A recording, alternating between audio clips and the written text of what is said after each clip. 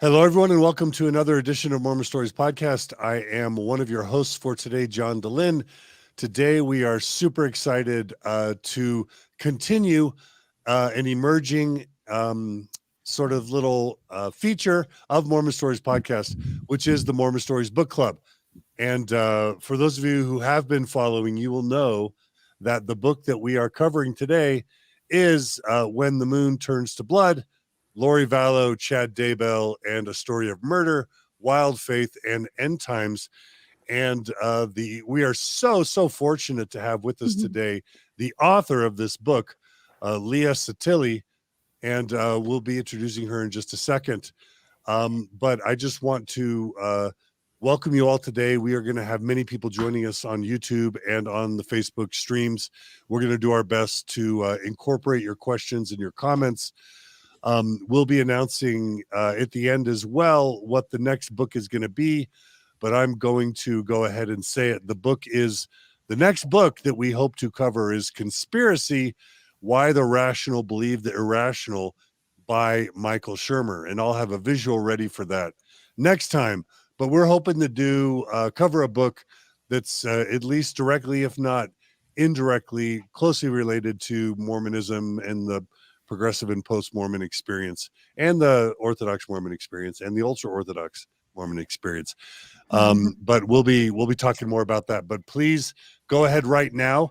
First of all, if you haven't bought this book yet, When the Moon Turns to Blood, or the audiobook, go buy it right now. We will include in the comments and in the show notes the link to buy this book. And then also go ahead and buy Michael Shermer's book, and we'll do an amazing book club in a month or two as well. So joining me as my partner in the Mormon Stories Book Club is Rebecca. Hey, Rebecca, how's it going? Hey, it's going great, John. How are you this morning? Good. So glad to see you. Anything you want to say? Anything you want to say by way of introduction before we introduce our guests? I would just like to say that this feature that we started a few months ago, the Mormon Stories Book Club, has just been wonderful, and it's really taking off. You can join us on Facebook. We have a group there where we kind of talk about the book throughout the month, and I have many questions from our participants there on Facebook that we're going to ask Leah later on in the program. But it's just been wonderful, John, just to see kind of the community that reading brings, and it's just been a great experience. Well, excellent. Well, this wouldn't be happening without you, Rebecca. So I just want to thank you for all you've been doing. And do you want to just give a quick shout out to your projects that you're working on so people can know about the good stuff you're doing? Oh, sure. No surprise, run another book club. It's called the Good Book Club, and it's been running for almost 3 years. And you can find us on Facebook or Instagram or anywhere. And we just read a book a month, kind of similar to this is why I'm helping John with the Mormon Stories Book Club, because we have the Good Book Club. I also have a little podcast that I run called Mormonish, Living a Joyful Life on the Other Side of Mormonism. And my co-host Landon and I have a lot of fun talking to post or nuanced Mormons about what they're involved in now. So those are kind of the other things I do when I'm not doing the Mormon Stories Book Club. Yeah, excellent. All right. Thanks, Rebecca. I do want to make one quick announcement. We are so super excited to be bringing Stephen Hassan, kind of world-class cult expert, to Utah. He's going to be coming for Thrive Unite. There's going to be Thrives on March 18th. There's going to be like 20 Thrives, which is these are events to support the creation of community for progressive and post-Mormons throughout the world. There's going to be, for example, a Thrive in Lehi. There's going to be a Thrive in Ogden. There's going to be Thrives all over the place. You can go to thrivebeyondreligion.com to check out Thrive. Stephen Hassan will be speaking at the Thrive Lehi and the Thrive Ogden on on March 18th. But what I want to also let you all know about is on March 19th, Stephen Hassan and I are going to lead an all-day workshop about recovery from Mormonism. So for people who've decided they need to step away from Mormonism, either intellectually or in their real lives, world-class cult expert Stephen Hassan and I will be just chilling with whoever comes for a full day to help teach and learn and discuss and meet each other and to answer questions and to help any of you who are struggling from emerging from the difficulties of a high demand religion. So we just included a link in the comments to that episode if any of you want to that workshop, if any of you want to sign up. And again, go to thrivebeyondreligion.com to sign up for Thrive. Okay, so without any further ado, now we are so excited to introduce the woman of the hour, Leah Sottile. Hey, Lily. Hey, Leah. Welcome. Hey, thanks for having me. I'm so grateful to be here. Yeah, and you've got a Shure mic and everything. That's legit. I know. I just, I've been making podcasts for like 5 years, and this is the first time I've actually purchased a podcast microphone. So that's how much I respect your podcast. Oh my goodness. That's high praise. Leah, do you want to just tell us, we're going to get into it more, but if you had to give like the 30-second elevator pitch of who you are, what would that be? Yeah, so I'm a freelance investigative journalist. I'm based out of Oregon, and my work, I write profiles, I write big investigations, I do all kinds of feature stories for all sorts of different magazines nationwide, and I've also hosted several podcasts. My work typically is on political and religious extremism. It's focused on that for about the last 8 years. Okay. Sounds like some Bundy stuff in your background. A whole lot of Bundy in my background. All right. Well, Leah, we're so excited to have you. Thank you for joining us. Yeah, thanks. And we'll be getting into your book. Also back on Mormon Stories podcast, a woman who needs no introduction, Lauren Matthias. Hey, Lauren. Hey, John. How are you? Hey, so for the few viewers and listeners who don't know who you are, can you give us your quick introduction and tell them all why I'm and we're so excited to have you here? Absolutely. Absolutely. I am the co-host of Hidden, a true crime podcast with my forensic psychologist husband, John Matthias. We've been covering the Daybell case since 2020, following it since December 2019. My husband was on the Netflix documentary Sins of Our Mother. We've been covering this. We've been talking about it with John on Mormon Stories. We've been reading I just did it too. We've been reading Leah Sottile is a combination. I've been reading Leah's book and so excited to be here. We've been interviewing people for a couple of years, many of the same people Leah interviewed, and I'm so excited to unpack this with her. Yeah. And I'm just going to say, Margie and I were sitting down the other day to just kind of watch Dateline, and boom, you and your husband are like on Dateline. Like, you guys are a big deal. We were on Dateline in 2021 about the Daybell case, actually. And then, yes, we've been covering the most recently Moscow, Idaho 4 tragedy. And so, yeah, we were on Dateline in last month. So that's right. Yes. and also, I was super thrilled to see, Lauren, that you've got a TikTok presence now and you're starting to create TikTok shorts, right? Yes. Yay. Yes, that's right. That was actually because of you, John. You said, Lauren, this is what you need to do. And I went to work. So thank you. Well, we're thrilled to have you here. Please give our best to John. All right. And the final member of our illustrious panel today is a dear friend of me and Margie. She is no stranger to Mormon Stories podcast. It's our dear friend, Mindy Caldwell. Hey, Mindy. Hey, thanks so much for having me. I feel like I'm kind of the fangirl over here in the corner, all these people that I admire so much. So I'm really glad to be back. We were together last year talking about the Daybells, or was it last year or the year before anyway? Did a couple of podcasts, but I know, right? I don't have a background in journalism. I'm a mother of 6 and married, and I live in Utah. I was Mormon for most of my life, but I've always had a fascination with criminology and psychology, especially when there are religious elements involved.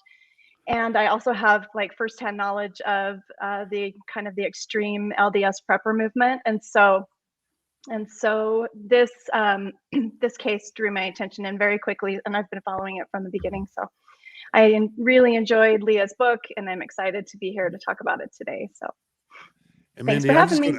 Yeah. I'm just going to call it, you are also a super sleuth. I mean, just I am own a it. super sleuth. I've been telling people I got my degree in nursing, but I probably should have become a detective or something, because that's something that I really, I'm a sleuther for sure. One of my funnest things to do is to talk to Mindy about what she's sleuthing. Okay. All right. Well, that's that's enough with the introductions. Again, go buy this book, When the Moon Turns to Blood. Buy it right now. I'm going to turn the time over to Rebecca because Rebecca is going to lead today because she's amazing. So Rebecca, where do we begin? Oh, thank you so much, John. Yeah, we're just going to dive right in and run this like a regular book club meeting that I would run anywhere else. So we are so excited to have Leah here today. This has just been an incredible month with the book club as we've been reading the book and discussing the ins and outs of it on Facebook and in chat and with each other. And that's what makes book clubs really wonderful and exciting. Is just to run your ideas through people, form community, and talk to other people and get to know them. So like I said, I have a lot of questions from our book club members. We'll kind of work those in. I think the first thing that we'd like to talk to Leah about is this story, as we all know, is absolutely tragic, absolutely riveting. Can you tell us a little bit about when you first became aware of the story, and were you instantly in your mind thinking there's something more to this? There's something going on behind the scenes more than what it might appear to be on the surface. Yeah, absolutely. So, I heard about it the same way I think probably most people did. Was I just, saw on the news that these two children were missing, that all of a sudden their parents had gone missing, or at least their mother had gone missing. And the thing that really grabbed me though was that people were saying that the mother's fringe LDS beliefs, I think somebody described it as cult-like beliefs, might have something to do with where the kids are. And to me, my mind went immediately to like they're in some kind of dusty bunker somewhere, waiting out the apocalypse or something like that. And the reason I think it grabbed me is because for years I had been writing already about people kind of at the fringes of the LDS faith. So pretty quickly, I started to wonder, I wonder if these people, if these missing parents, if they believe the same thing as people that I have written about in the past. So, I just started doing a little bit of research. I guess this was December 2019. It was kind of around the holidays. It's a slow season for my work. So I started just kind of like researching and very quickly realized that at least people around them had a lot of the same fringe LDS beliefs as folks I had written about in the past. And that's kind of when I started to think, okay, this happened in Idaho. It's in an area that I've covered quite a bit. Maybe this is worth doing a magazine story. So I started pitching magazine stories, really couldn't get anyone interested in it. And I'm just not great at being told no. So I kept kind of doubling down on the idea and kept doing more and more research, and then finally pitched a book project on it. Beautiful. Well, we're so glad that you didn't take no for an answer, because this book is so well done and your writing style is just beautiful. I think all of us would agree. Just beautifully written, even though about such a difficult and tragic topic. So, yeah, from the book, I gather that you must have read pretty much everything out there in that world. You read all of Chad's novels. Yeah. Sorry, revelations, not novels. You read everything. Tell us what that was. I mean, I just kind of picture you there, maybe during COVID, just stacks of, end of times books. It must have just been a very immersive experience. Can you talk a little bit about what you read? What was that like to just completely immerse yourself in that world? Yeah, I had done a lot of work on the Bundys that we can talk about. I'm sure your audience is familiar with that family. So I had kind of a little bit of a foundation about Ezra Taft Benson and Cleon Skousen and things like that. But as soon as I saw how available Chad Daybell's books were, that it was probably in February, March 2020. I just bought all of his books.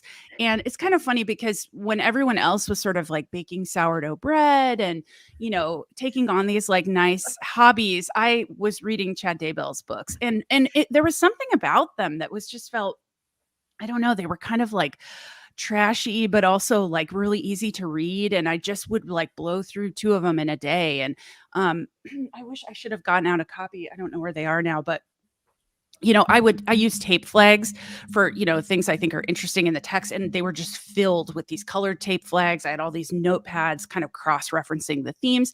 Essentially, I started to think I was like writing like a book report on Chad Daybell, like you would in school.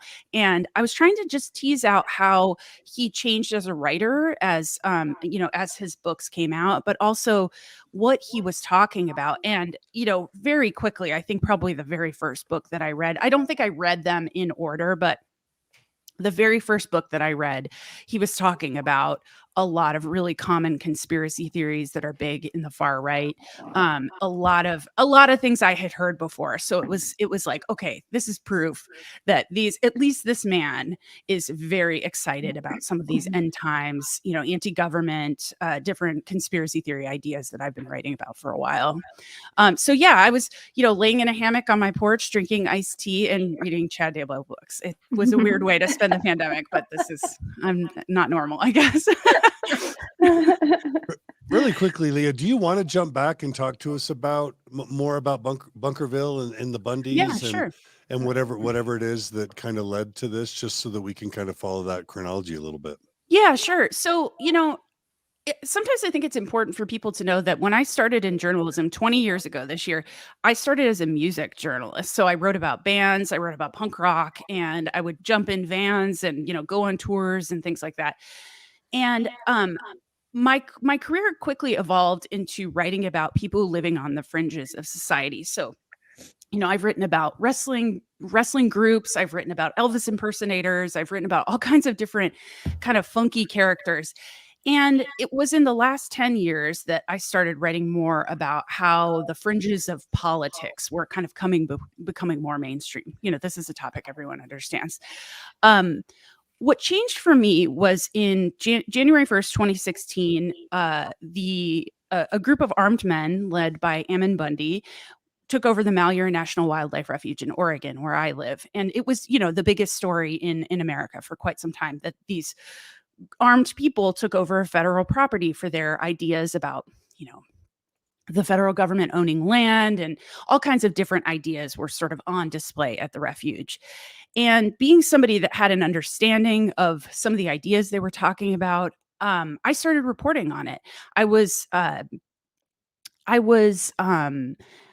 the person for the Washington Post that when all of these individuals would get arrested, they would come to Portland, where I live, and they were reporting to federal court, and I would be there to write about their arrests. So I started kind of understanding each of them several of them had a religious ideology for that part of their religion they felt was to take over this refuge. And I thought that odd, because it didn't seem I couldn't quite understand what it had to do with religion. So, I won't get into all the details of that case, but essentially, the Bundy family had two armed takeovers, two armed standoffs, I should say, with the federal government. One being here in Oregon, the other being 2 years prior in Bunkerville, Nevada.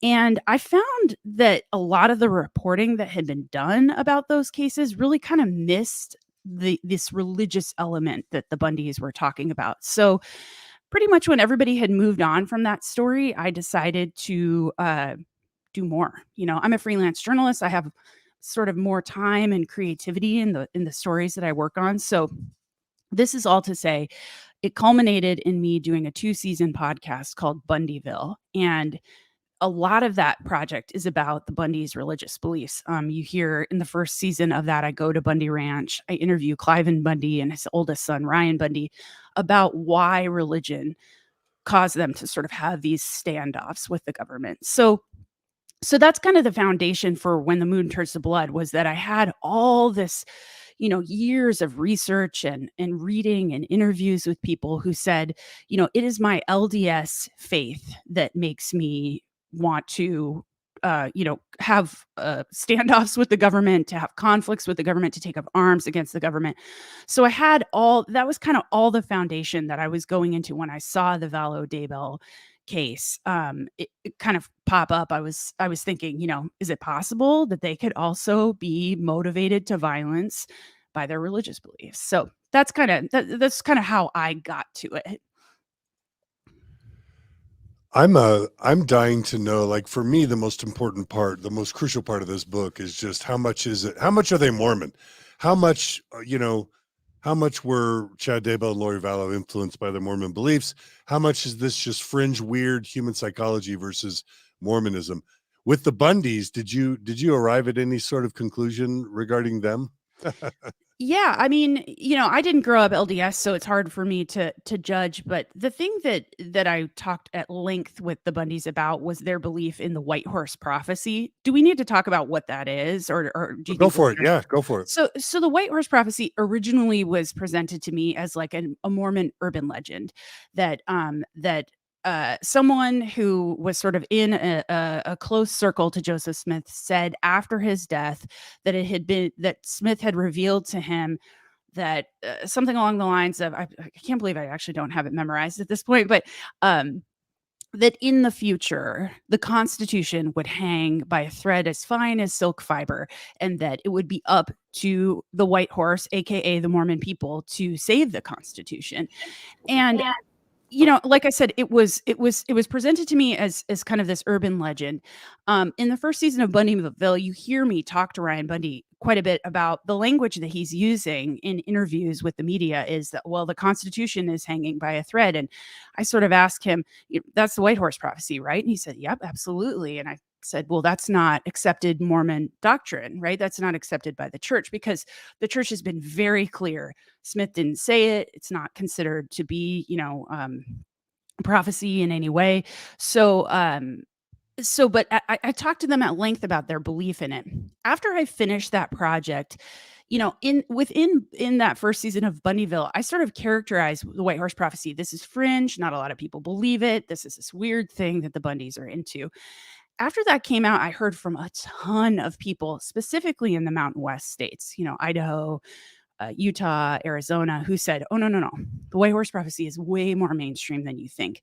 A lot of people are talking about it, maybe not in church, but outside of church. They're saying, yeah, this is real. It really kind of braiding together the LDS faith with the Constitution.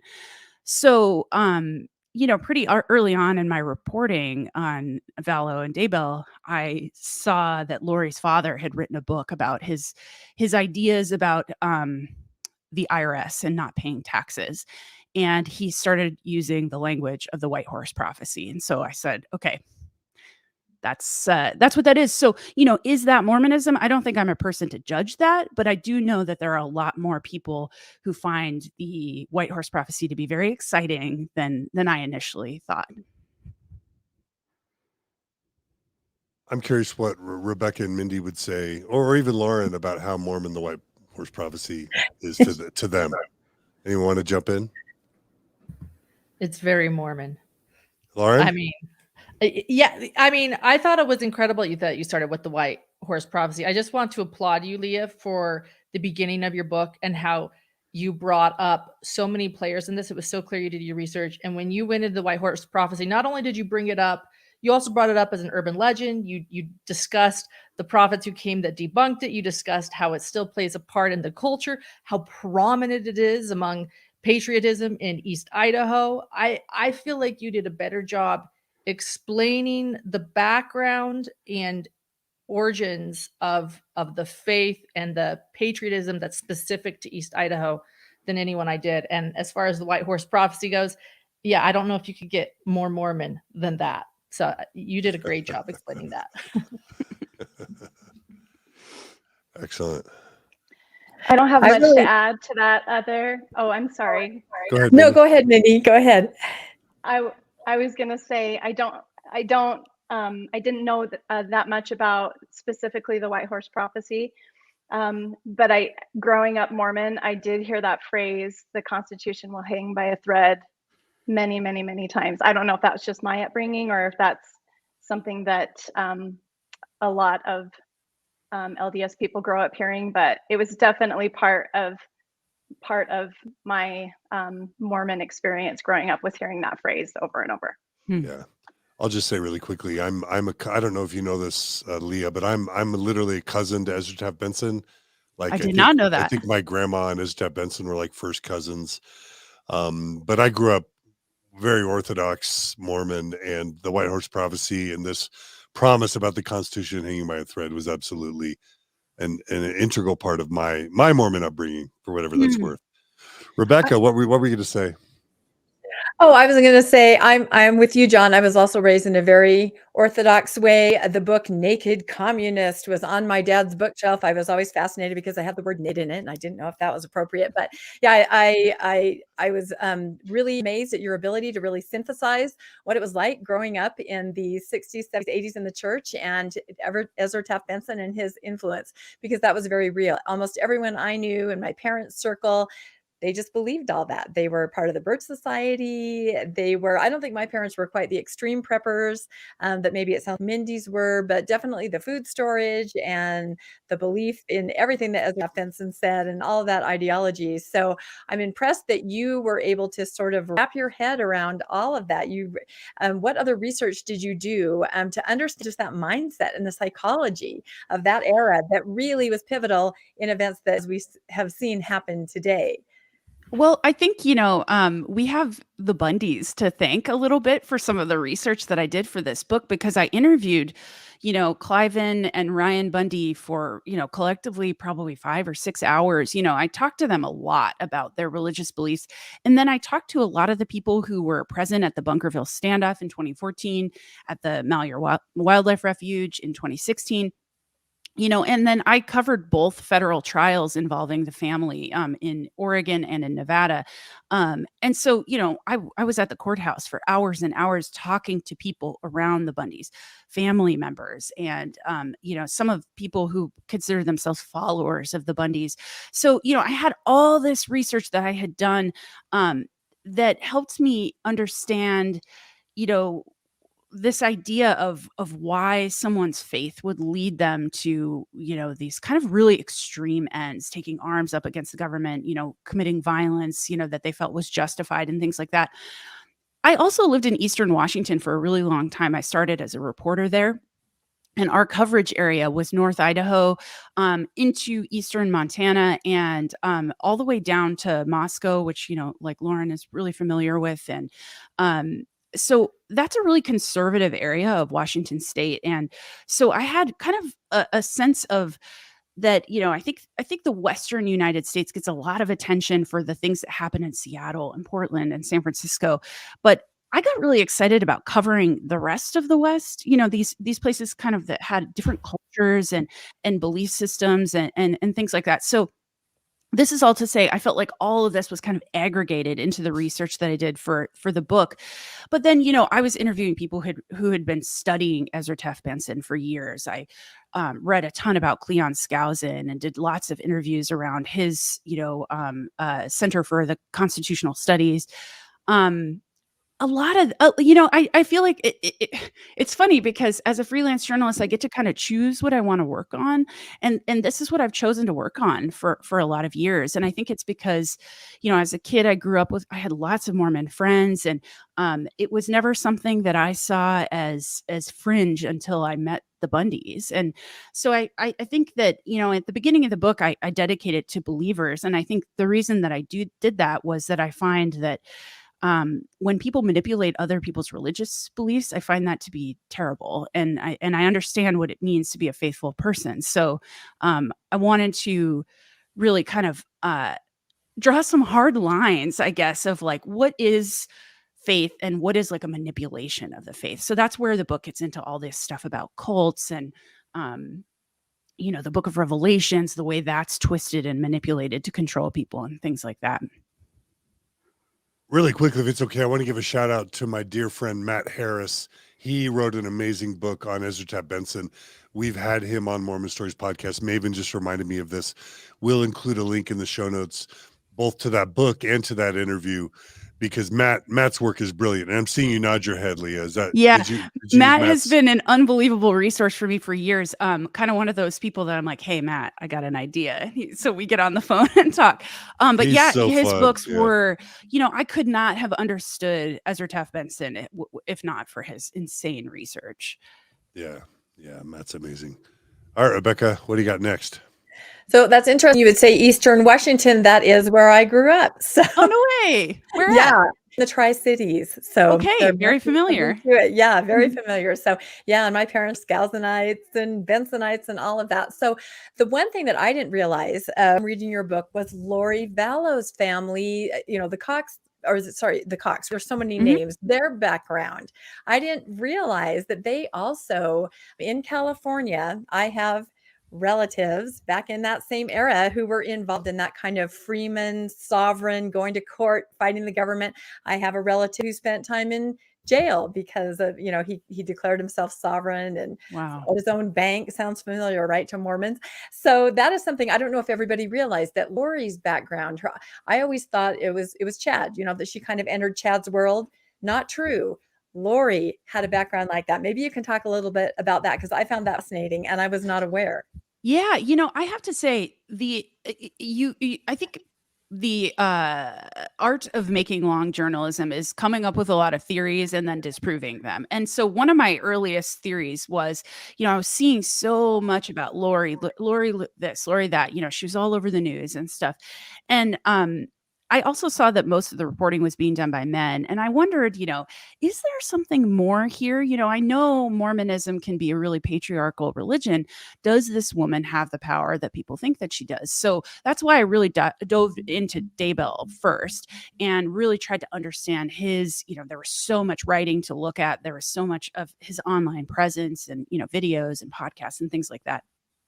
But then, once I kind of figured out everything I wanted to figure out about Chad, then I started looking really closely into Lori and was able to see that, she grew up in a very faithful Mormon home. She went to seminary every day before school. Everyone I talked to that she, grew up with her said, she, first and foremost, she was really religious. The family was, their faith was first and foremost for everything. Given my experience writing about extremism in the West, the white supremacy movement and things like that, I knew that Southern California had a real conservative streak to it, specifically in Orange County. And that, in the distant past, but also right now, there's a big migration of people who move from Southern California to Idaho, kind of wanting to live in a whiter, more conservative place, not influenced by the diversity that you see in Southern California. That goes back really far. So once I started reading about Barry Cox and that's Lori's father, reading about his runs for city council in Rialto where they lived, reading his own writings, I started to see, okay, I wouldn't say that he's a Provo Mormon, but I would say that he is very John Birchy in that area, and in that kind of point of time when Lori's growing up in Southern California. So, I wouldn't say that Daybell and Vallow's upbringings were exactly the same, but they had a lot of similar kind of themes. So the book really kind of became, to me, what are the circumstances that allowed these two people with very similar ideas? What allowed their paths to cross? And that's kind of what I was trying to figure out. Really quickly, I was fascinated how you described Lori's upbringing in Southern California. You envision these teenagers running around on golf courses. There's kind of this combination of religious devotion, but also this kind of California appearance-based superficiality Mm-hmm. that, when you see Lori doing beauty pageants and you think about just how tumultuous her life ended up being. But she was also pretty. It was really, really valuable for me to get that sense of her background that really, really helped explain not only kind of her personality traits, but also how lost she eventually became. Does that make sense? Yeah, definitely. I mean, I think that, I wouldn't say that Lori was growing up, in like third wave feminism or anything like that. But I do think that she was, there was a lot of pressure on her to be a good, faithful Mormon woman, but also to be beautiful. And that was really prized. She was a cheerleader. She was, a beauty queen. All these things. Everyone listening to this would know these things. But I found that really interesting. What is it like to, be someone who is expected to have a lot of children and also be hot, right? Like I found that to be an odd combination of things, but yeah, really interesting culture, I think. Yeah. Can I just say I Lori. love that there was a moment that it made me giggle, and I have to say this explains how much Leah understands the culture. She said he was maybe less Provo Mormon and more so John Birchie Mormon. I mean, I just want to say that was awesome. That was well done. I want to just say it was really impressive how you helped me to understand my culture better. So again, my grandfather was a John Bircher in East Idaho. So Oh, thank wow. you. Yeah. Mm-hmm. Yeah. Yeah, I mean, I never wanted anyone to think that, I understand the Mormon faith from the inside out, but I could do my best to report, around what I don't know, which is what it's like to grow up with the faith. So I'm really glad to hear that, because I worked really hard to try and understand the culture and apply, not a judgmental lens, but like a reporter's lens to kind of ask, like, help me explain this, help me explain this article of faith I might not understand, because I didn't grow up with it and things like that. So it means a lot to hear that it actually resonates. Rebecca, I want to get to you, but Mindy, I'm really curious if you had any reflections on Leah's coverage of Lori's upbringing. I know I'm kind of putting you on the spot there, and you're on mute, so we gotta unmute you first. Go ahead and unmute yourself. Okay, can you hear me now? Yeah.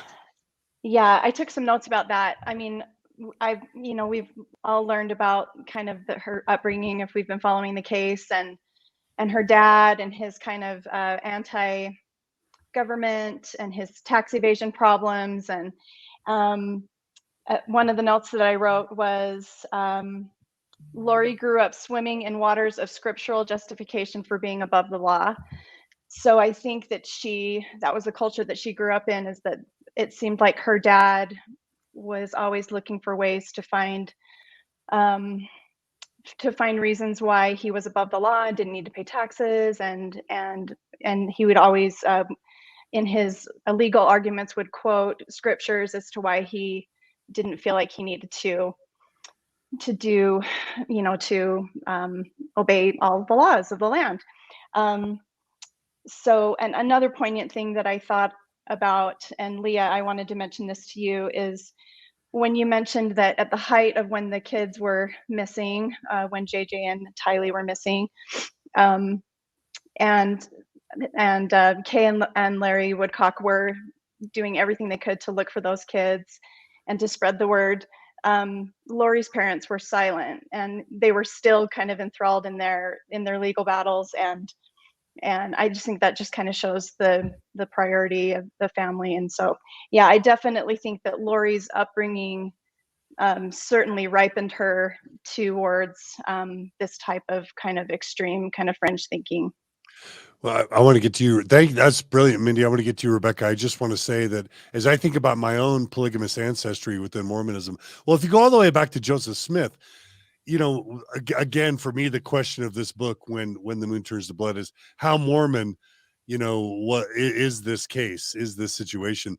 There's a streak of lawlessness that goes all the way back to Joseph Smith, from the illegal bank that he founded to him being put in jail in Nauvoo, to all the polygamy that was happening, all the ways that the polygamists hid from the law, and then finally how they were all incarcerated, and how Mormons for almost a century thumbed their nose at the law. And of course, when David O. McKay becomes prophet, Mormons kind of pivot away from their lawless kind of polygamous past and try to become upstanding citizens. But how can you not have streaks of law defiance and of lawlessness in a culture that for its first 100 years was sort of forged in defiance of the government and of the law? Am I overstating that, Rebecca? What do you think? No, I think that's a very pivotal element in this entire book. You have the persecution complex, and you have distrust of the government. You have personal revelation. It's just this vortex where everything comes together. And I think in Lori's own life, if we can go back to her for 1 second, I think the idea of the patriarchal influence on her life in the church, the male dominated, of course she wanted to be a goddess. Of course she wanted to reclaim some sense of power. By the end, she was literally controlling the elements. I mean, that's sort of such a metaphor how disempowered women sometimes feel, of course, in that male dominated environment, and especially in the era that she grew up. It was a lot more obvious at that point. How do you feel about that, Leah, or anyone else? Yeah, I mean, I think that it was very clear to me there was a lot of pressure on her, as I think that there's a lot of pressure on a lot of women to, have it all kind of thing. And in her way, it was sort of had this have it all of a Mormon flavor. And I think that that's, I tried to really think hard about what stresses that would put on a person, specifically to be physically beautiful, and in her case to be kind of sexy, and how that really kind of like clashes with the faith. I personally feel like I would be a very confused person. Now, I think that it's important to say that in looking at Lori's deep past and looking at, her parents' past and even Daybell's past, it doesn't answer why somebody would do the things that they're accused of doing. But I was trying to understand, these things, because I think if I could link them to the more extreme fringe of the church, that is a space where violence has been committed. So I could sort of, cluster what they are accused of doing with these other times when people have committed violence in the name of the ideology. Yeah, there's a saying, sorry, at the Mountain Meadows Massacre, do your duty, Mormon. And you see that playing over and over. Do your duty, Mormon. What you feel your religion is telling you to do, even if it's an extreme act. There's precedence in your past, how you're raised, what your ideology is, to make that somehow okay, no matter how out there it would seem to anybody else. So do your duty, Mormon. It's probably not mine to be mentioning this, given I'm the only man on this panel, but I was struck by, and I'm continually struck by, the position that the Mormon Church puts women in, because men are to get high levels of education, to pursue careers, to be ambitious. Women are to be beautiful, to be spiritual, to be righteous, and then to have a lot of babies and to kind of protect the home. But when I think about Lori's sense of being lost and of seeking later, it seems to me, at least in part, driven by her Mormon dream continually falling apart, divorce after divorce, and all this havoc. She wasn't really raised. She run off with the boy at 18? Like she really wasn't raised to have her own sense of identity, her own sense of mission, purpose, education, career. And I'm not trying to say careers are what everyone needs to care about, and that there's something wrong about being a stay-at-home parent in any way. But I am continually struck by how Mormonism underdevelops or stunts the development of women. And I'm conscious that I'm saying that on a panel full of women. Anybody want to agree or disagree with me? I want to agree with you. I want to say something that I actually feel like Lori Vallow Daybell is really misunderstood, not by Leah. Again, I want to thank you and applaud you for that. I think that there is a trophy wife mentality in the LDS church and culture. I know that that's affected me. You are, as someone that grew up in the church, a returned missionary myself, you're taught that your success relies upon the man's success, right? So if I have drive and I have ambition and I want to have a successful life, it depends on who I marry. It depends on how successful he's going to be. Because if I want to stay home, then and then I need him to choose me. I think there's a lot of, it's very confusing. And as you said that, Leah, you said, I would be very confused. Yes, when you hear modest is hottest, it's confusing. It's confusing.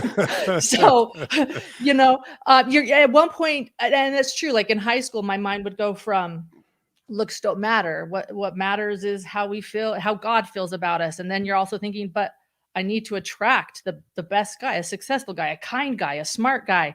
It's very confusing.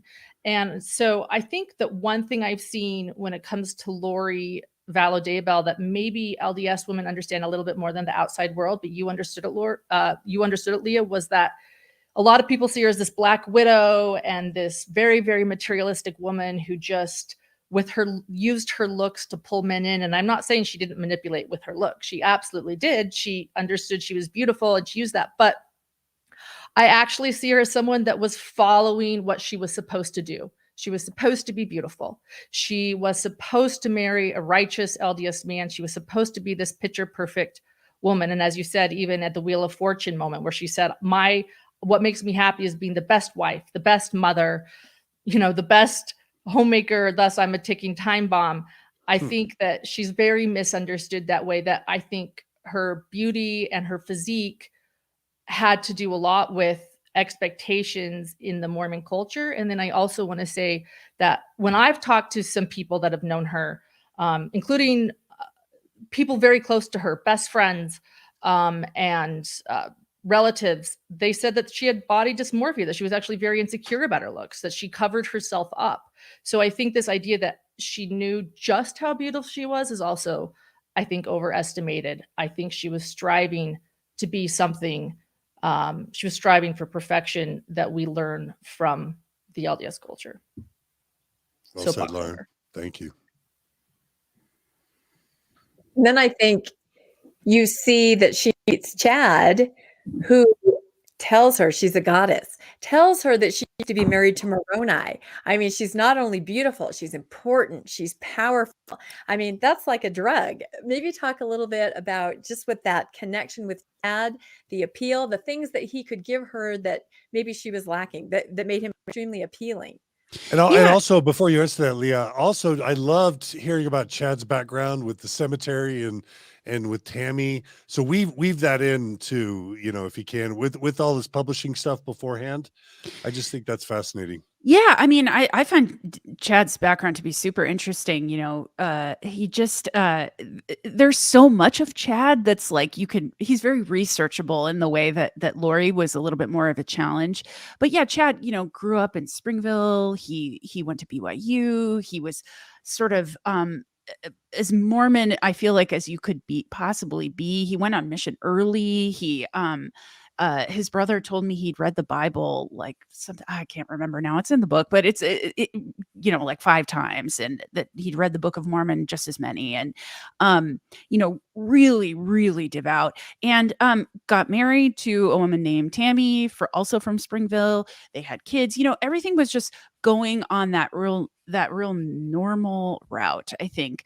And at a certain point, Chad got real excited about these ideas that we're talking about that are at the fringes of the church in the 90s. And it happened at a time when the church was doing a pretty explicit purge of survivalist ideas, of people talking about near-death experiences, stuff that we see Chad getting really excited about. So I like to say that Chad started to kind of live a little bit of a shadow life. He was living this very normal lifestyle, very expected of him, being the Mormon father that he was. But on the side, he's writing all this fiction that's kind of steeped in this fringe stuff. So, I think by the time he meets Lori, and I should say their paths literally cross at a conference devoted to these ideas in St. George, Utah, where he's talking about his books and his near-death experiences and being treated as something of a celebrity within this very small, group. And he meets Lori, and I just started to kind of envision what that looked like. He talked about how she walked up to the table, and it was just, I just picture, the seas parting of people, and this beautiful blonde woman walking up to Daybell, who is, very insecure. If you watch videos of him, it almost seems like he's trying to shrink into his own clothes. Like he has this real like schlubby sort of presence, very insecure, and all of a sudden this, bombshell comes out of nowhere and is like, I want to talk to you. And so I think that there was this mutual affection that Lori made Chad feel amazing, and he made her feel everything that maybe she hadn't in the past. As a sidebar, I have, in doing all of this reporting, I have spoken to a lot of, how would you say, odd individuals, and, have been myself called like, Leah, you understand, you're a goddess. And that feels good. Even as a reporter, I can say it's like, thank you. I have no idea why you're saying that to me, but I'll take it. I can imagine that, if that was what I was looking for, that could be really exciting.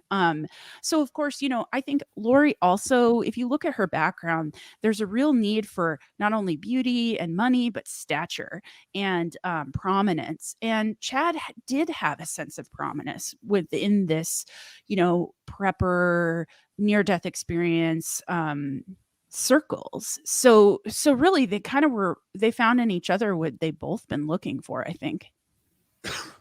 Really quick, and I want to get Mindy in on this.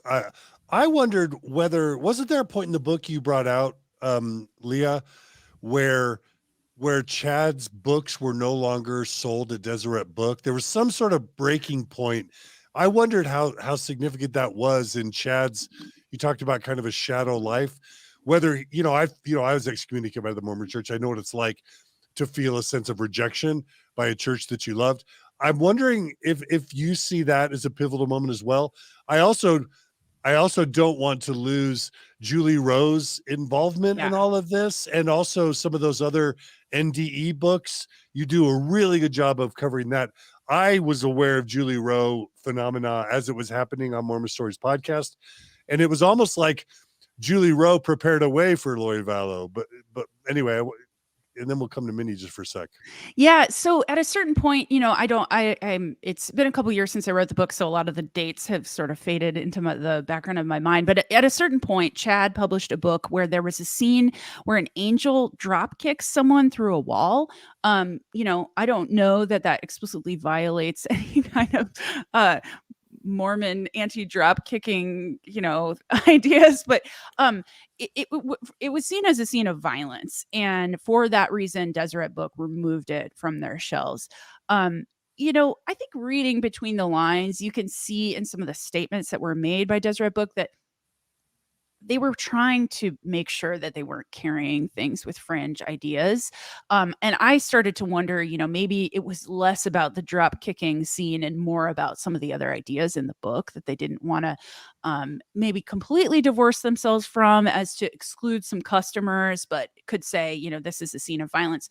But Chad was very upset about that. And he said to a reporter with Deseret News, what are we supposed to do when our speech is essentially being censored? He had this great line about how all LDS writers we can't even talk about this or that or sex. He explicitly says sex, which I thought, that's odd. I wouldn't think that would be in a lot of LDS books, but we can't talk about these things. LDS authors might as well just put away their word processors, which I thought is just a very funny, kind of dated quote now. But I think you're right, John. Like, I think that could have been a time when he saw himself as like, I'm the best Mormon, and all of a sudden I'm being told that my stuff shouldn't be in the bookstore. How dare you? And that maybe that was when he started to really get more support from the fringes for his ideas.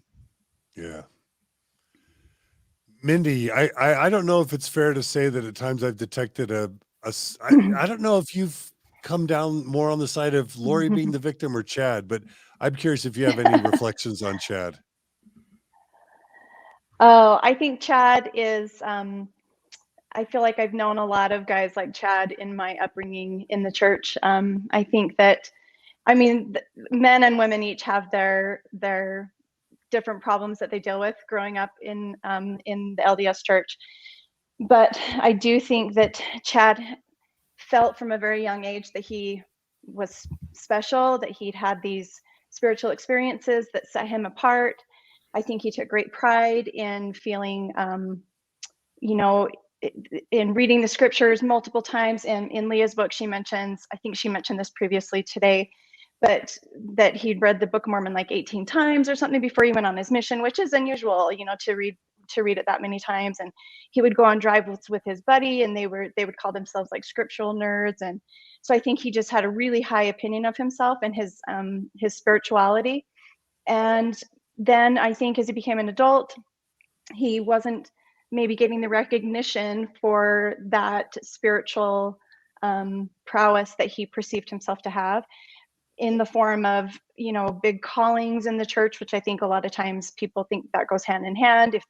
And so I think he started to maybe see himself above other people that in his realm, that he perceived that he was more spiritual. And so I'm not surprised at all that he found kind of a home in this NDE groups and other areas that made him feel seen, and that his special spiritual gifts were recognized and valued. Yeah, I think I'd like to talk a little bit about how important NDE, for those of you that don't know, stands for near-death experience. Now, I was raised with a relative who had a near-death experience, and it made this person very special. Everyone knew they were very special. And they also continually talked about hearing the voice, literally just like Chad. So how important is near-death experience, the voice, in making Chad who he was, and just that whole community that supports and rallies around people that have these experiences and elevates them because of this? Yeah, I think it's everything. I think Chad would not have found much prominence had he not claimed to have near-death experiences. So, at a certain point, he said that he had a near-death experience when he was like 15 years old. He went cliff jumping at Flaming Gorge, and excuse me. Since there are signs at Flaming Gorge that say, please don't jump off these cliffs because they're extremely high. It's very dangerous to cliff jump there. But he says, he recounts in his memoir that he went cliff diving and he hit the water, and, all of a sudden was surrounded by this sort of white light. And he describes a lot of images and words that I think are common in people that say that they've had near-death experiences. So he said he had this one, and he wrote about it, but then he says that he had another one later on, that this is after he's had his first child, and the Daybell family's on vacation in San Diego, in the San Diego area, and he gets swept up by some kind of tide coming in and kind of pushed up against the rocks and things like that.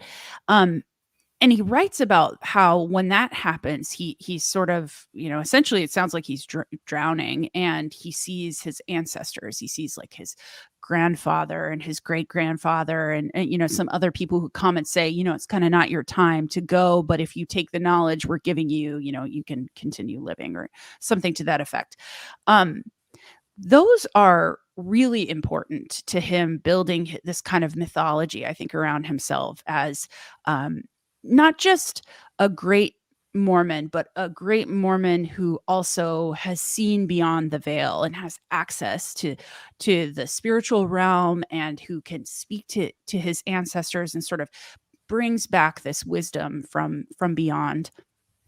And that really gives him a lot of traction within circles that are kind of not forming, but that have been around for a while at the edges of the LDS Church, where the church has said pretty explicitly, like, near-death experiences, not cool. Like, you can't receive revelation. That's reserved for the president of the church. But there's really kind of this culture, a lot of women who have said, I have seen things. I have had a near-death experience, whether it was in a hospital or, any number of different medical events. So Chad kind of, puts himself into that world, but he puts himself in by saying, I've had two. Now I've interviewed his brother at length, and his brother said this was all news to him. The family did not know that they were all present on the beach watching him struggle in the waves, and he definitely, got cut up on the rocks and things like that. But he said it was only later that we had heard anything about a near-death experience. So he was very skeptical of that. But I think it's also the backbone of Chad's entire publishing business. You know, he's not making a paycheck unless he's publishing people's NDE experiences. So when his publishing imprint really kind of starts to take off is when it starts to go away from Daybell's own personal writings and his fiction and into this world of NDEs. So he publishes several different authors who claim to have had NDEs. And I found those to be very interesting because they all really mimicked a lot of the same images. You know, people talk to their ancestors, they're given wisdom. But, you know, specifically in the first author that he publishes, the woman claims to have, you know, died and met with the founding fathers of America, and they have a lot to say about the Constitution. And you know, there's this real kind of, I would say it's a pretty patriotic NDE that she has. And so, again, this is like kind of talking about this worldview of sort of religion and patriotism braiding itself together, a la White Horse Prophecy, that you start to see that Chad's gets real excited about. So, so NDEs aren't just important in him building up himself; they're important in him making money, and he finds a lot of cachet within that's those circles. I was just going to throw this out to the panel. Like, on the one hand, you know, my parents were pretty practical religiously. So in my family in particular, NDEs probably would have been looked at as kind of kooky.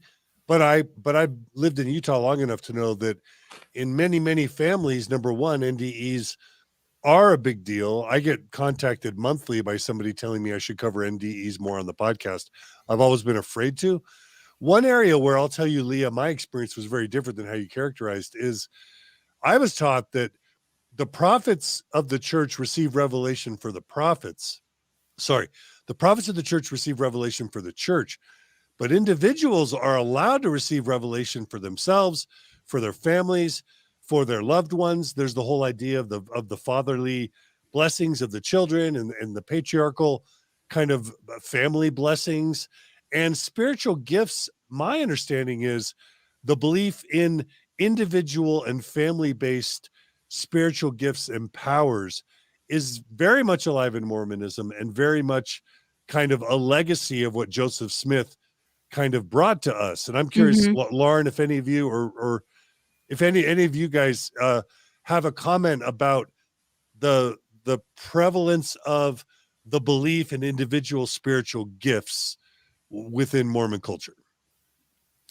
Well, you have, and you see that Chad used this, you have, I agree, the prophet leads the church. The father can lead the family.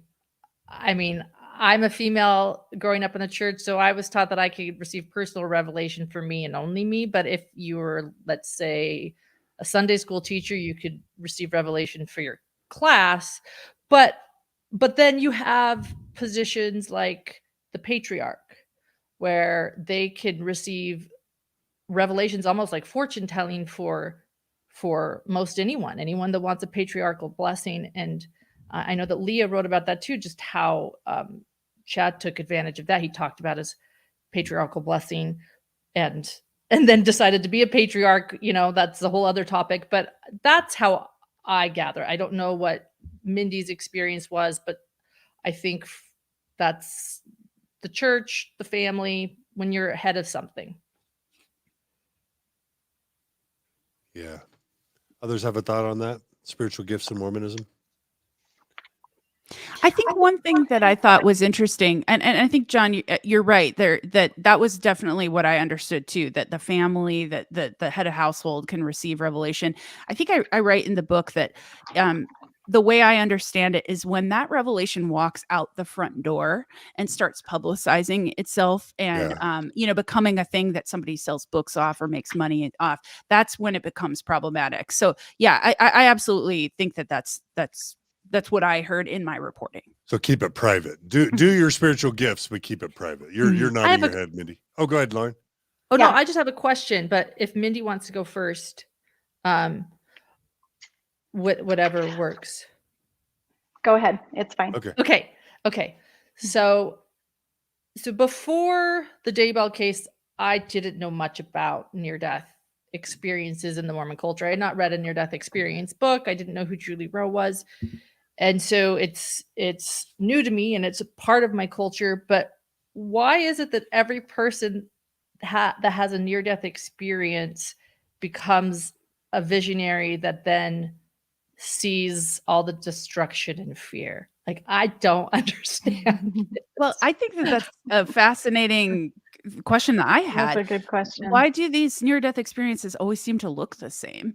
Why do they talk about the Constitution? Why do they talk about, even, and I think that transcends cultures, but specifically NDEs within Mormon culture. Yeah, they seem to all really look alike and really be the world is ending. There are earthquakes coming. Salt Lake City will be destroyed. Get ready, prep up. That seems, it seems really like kind of on the nose for this certain part of the culture. So yeah, I had the exact same questions. Hang on. This is like all seeming pretty the same.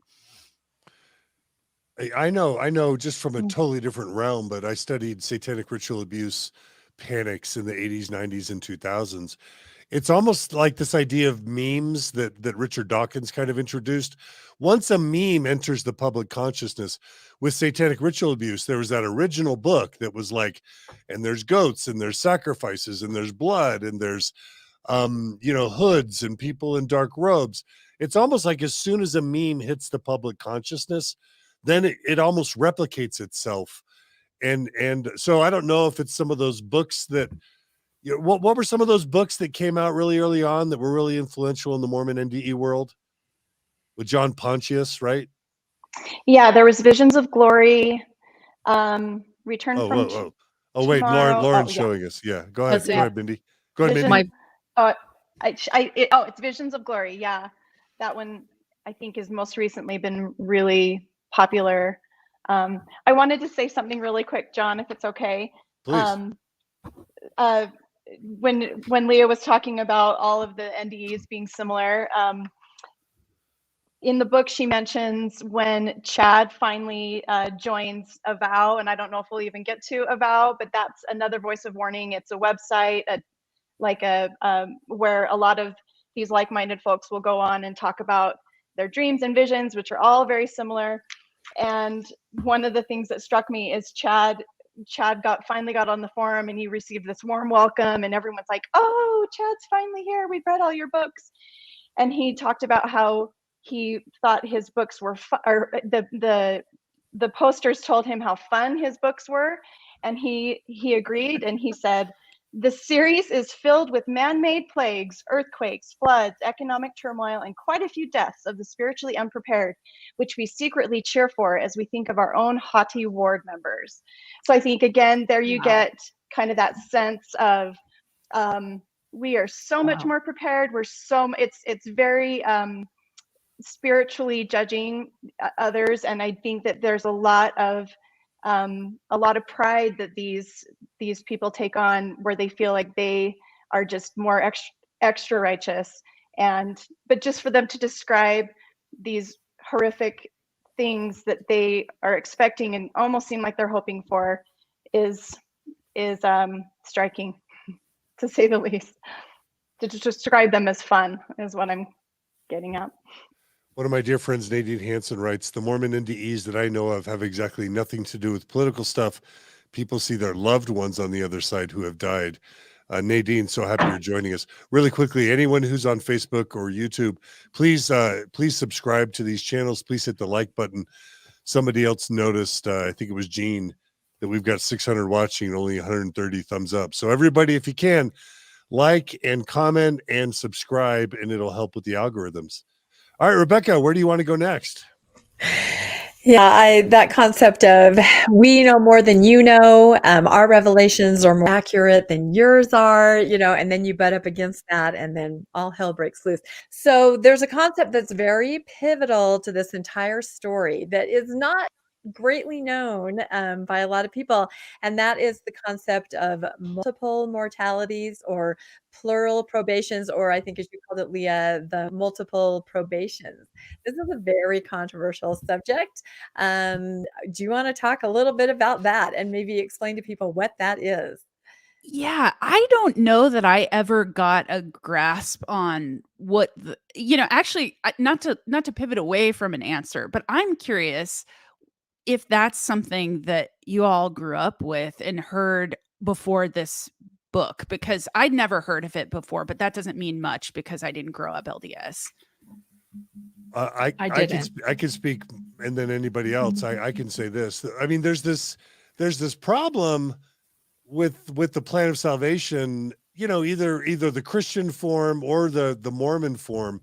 What do you do with people that die when they're two? If this world was created, okay, number one, if there were if we were all created spiritually in heaven with God and Jesus and Jesus's brother Lucifer, if we were all created as spirits in heaven before the earth, and the purpose of existence is to come down to this life and to get a body, but also to learn and to grow, so that then you can go on to become a god. Like, that's absolutely Mormon doctrine and theology 101. Spirits, mortal probation, and afterlife, and that this life is a test. What that doesn't really account for is what happens if you die when you're two or a baby, or what happens if you just are a goof and you really don't figure it out in this one life. Does it really make sense that you're going to be damned forever? When I say damned forever, the Mormon hell isn't like burning in a hell with flames, but it's like separated from your spouse, separated from your children, separated from your family, or even living in a world of eternal, outer darkness. And so my experience is that there have been fringe Mormon folk doctrines that have sprung up to say, well, I've got an answer for child deaths, and I've got an answer for people who don't really figure it out or who don't really have the opportunity. Oh, another thing is, what about all the people in India? What about all the people in Africa that are never going to hear about Joseph Smith, never going to read the Book of Mormon? How are they ever going to have a chance to really learn in this life? And so mortal probations, I think it starts with kind of a mystic belief in reincarnation, because a lot of the people that are into NDEs or preppers are also into crystals and new age kind of spirituality. And so it probably starts with kind of some new agey flirtations with the belief in reincarnation. And then you add to that all these elements of the Mormon plan of salvation. And it's like, hey, I got an answer for how we become gods. You get multiple chances in this life to get it right. Now, I can't say that that's ever something I believed as a Mormon, but the idea of mortal probations is absolutely a doctrine that was passed around as I was growing up Mormon, as I was a missionary, and is something that I've even had a friend tell me a Mormon general authority once privately validated that belief, but it was something that he could have never, ever said publicly. Now, I'm curious if any of our other panelists want to add anything to that. I've looked into this if no one else has, and I did not go with it, but I heard, looked into it much later. Now, according to Michael Quinn, this is something that Joseph Smith actually kind of thought a little bit, kind of in conjunction with the Adam God doctrine. And two of his wives, one being Eliza R. Snow, I believe wrote in her journal, I can't remember the name of the other wife, that he actually was leaning toward this, that this is the idea. You try once, try again, you try again. Eventually, in order to become a god, you have to be a Christ on a world. It was a very, like you said, fringy idea. And there's even anecdotal stories about Eliza R. Snow being so on board with this because her husband, Joseph Smith, had told her about it, that Brigham Young eventually had to say, knock that off. So it definitely exists out there. If you want to look into it, how accurate that is, I don't know. But some of the things that I've read, a couple articles in Dialogue, things like that, it's definitely something that's discussed, but extremely fringy. So I believe that probably Lori and Chad gravitate for this. There is historical Mormon precedence if you want to make it so for this. Yeah. And it's very pivotal in what eventually happened in this situation, tragically, I think. Lauren, were you holding up a book just now? Yeah, this is a book titled Multiple Probations, A Lost Doctrine Remembered. It's by Eric Smith, someone both Leah and I have interviewed, and a friend of Chad Daybell, as Leah knows. And I just want to say one thing that drives us, and he does bring in this book a lot of different reasons. And one of them is the one you stated, John, which is the whole miscarriage idea too, right? That maybe if you have a miscarriage as a mother, it'll come back as your next child or somebody else's child because it needs to have that body or whatever. I have heard things like that, which you can kind of shift into a multiple probation type doctrine. But I just want to share something Eric says here. This book is full of little subtle things said throughout by apostles and prophets or people that he feels are important that maybe hint to multiple probations. But this is where I think a lot of fringe comes from. He says, one thing that is evident in the history of the Church of Jesus Christ of Latter-day Saints is that Joseph Smith kept a lot of secrets. He was reported to have said, I can keep a secret till doomsday. Why did he keep secrets? Because he was one of the greatest seers who has ever lived upon the earth. Consider these words, for example. I could explain 100-fold more than I ever have of the glories of the kingdoms manifested to me in vision, were I permitted, and were the people prepared to receive them. So in other words, it starts with, well, Joseph Smith kept secrets and he only shared them with people that were prepared. And then he states, and although Joseph Smith may have never openly taught the doctrine of multiple probations to a congregation, it stands to reason that if it was indeed a doctrine that he knew and understood, then it might have been something he discussed privately with those who were ready to understand it. He goes on to explain, here's one example. Priscinda Huntington Buell, Joseph Smith's wife, was recorded on September 30th to have stated a belief in plural probations, which she claimed she had been taught to her by Joseph Smith. And the whole book is examples like that. And so I think that, I mean, just to hear about Joseph Smith and secrets and people that are prepared, the people that are better, the people that are ready, I think that sets the whole foundation of what this Daybell, Lori Vallow thing was almost.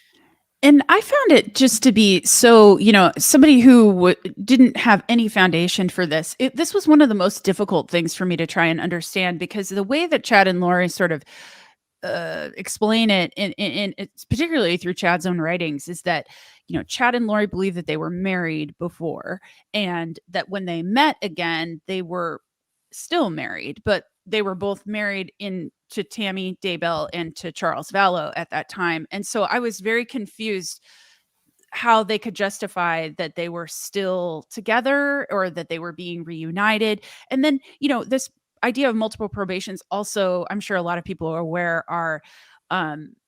it allowed Chad to kind of offer these services of saying that he could tell you who you were before certain people. So, there's been all these lists that have come out where, people who were close to them, he would say, here's who you were. You were actually our daughter in a past life. And, things like that. So it was this real complicated storyline, but I think at a certain point I was able to say, well, it's confusing because it doesn't actually make any sense. When this idea of multiple probations is filtered through the Daybell, lens, it's quite a bit harder to understand how it isn't completely conflicting with ideas of like polygamy and things like that. I'll just say, like, some of the responsibility of all this kind of like fringe Mormon doctrine stuff really does lie at the feet of the leaders of the Mormon Church and of the past and present, because all sorts of crazy things were taught by Joseph Smith, by Brigham Young in the Journal of Discourses, by various prophets, including, Joseph Fielding Smith and Joseph F. Smith. If you want to have a crazy belief, you can find it stated by someone who the Mormon Church teaches is a prophet, seer, and revelator. Someone who speaks to God and speaks for God and Jesus. And the problem is and of course that happens over 200 years of kind of, a religious evolution. But the problem is, because the Mormon Church teaches it's members that its leaders, its prophets and apostles speak to and for God, they never feel comfortable as a church denouncing very much, because as soon as current prophets and apostles denounce a statement of a previous prophet or apostle, well, then that begs the question, then why should we listen to prophets and apostles now if Brigham Young taught, if you're going to denounce the Brigham Young's blood atonement doctrine, or Brigham Young's Adam God theory, or Joseph Smith's teaching around theosis and men and women becoming gods. If you're going to denounce that stuff, well, then why should we listen to you now? And what this allows is a free-for-all of Mormons being able to reach into any point in its past and to claim doctrines as having prophetic authority. And it's a real pickle, and it's what allows a lot of this stuff to fester. Leah, I'm seeing you shake your head. Yeah, I think that's, I think you're absolutely right. You see times in history, I bring up the 1990s when there was this real concerted effort on the leadership of the church to sort of, people living in, mountain homes that are, trying to survive the apocalypse, or people with huge prepper stores, or talking about NDEs, we're going to there are mass excommunications that were done. And I see that as like, a noble effort to try and say, this isn't what we're a part of. But I've been reporting on extremism for a long time now. And I think one of the biggest fallacies around extremism just in America is that it is someone else's problem, that it is, off there in the hills, not, burning crosses and wearing hoods. And it's not a thing that we need to worry about because it's a costume that someone wears. It will be recognizable to us. And I think that, this exact conversation that we're having is the LDS Church's version of that, is that, yes, okay, there are people who are very loud on the fringes that are easily excommunicable, or is that right? I may have just made up a word there. Yeah. But it's a lot more mainstream and a lot more, present than I think that the church wants to admit. And I think you're right. How do you divorce yourself from Ezra Taft Benson? Yeah. How can you do that? Yeah, and it's not just him. Really quickly, we're like an hour and 20 in, and we haven't even talked murder and death yet, and crime. But I want to at least throw in one bridge, Rebecca. I hope you're okay with this.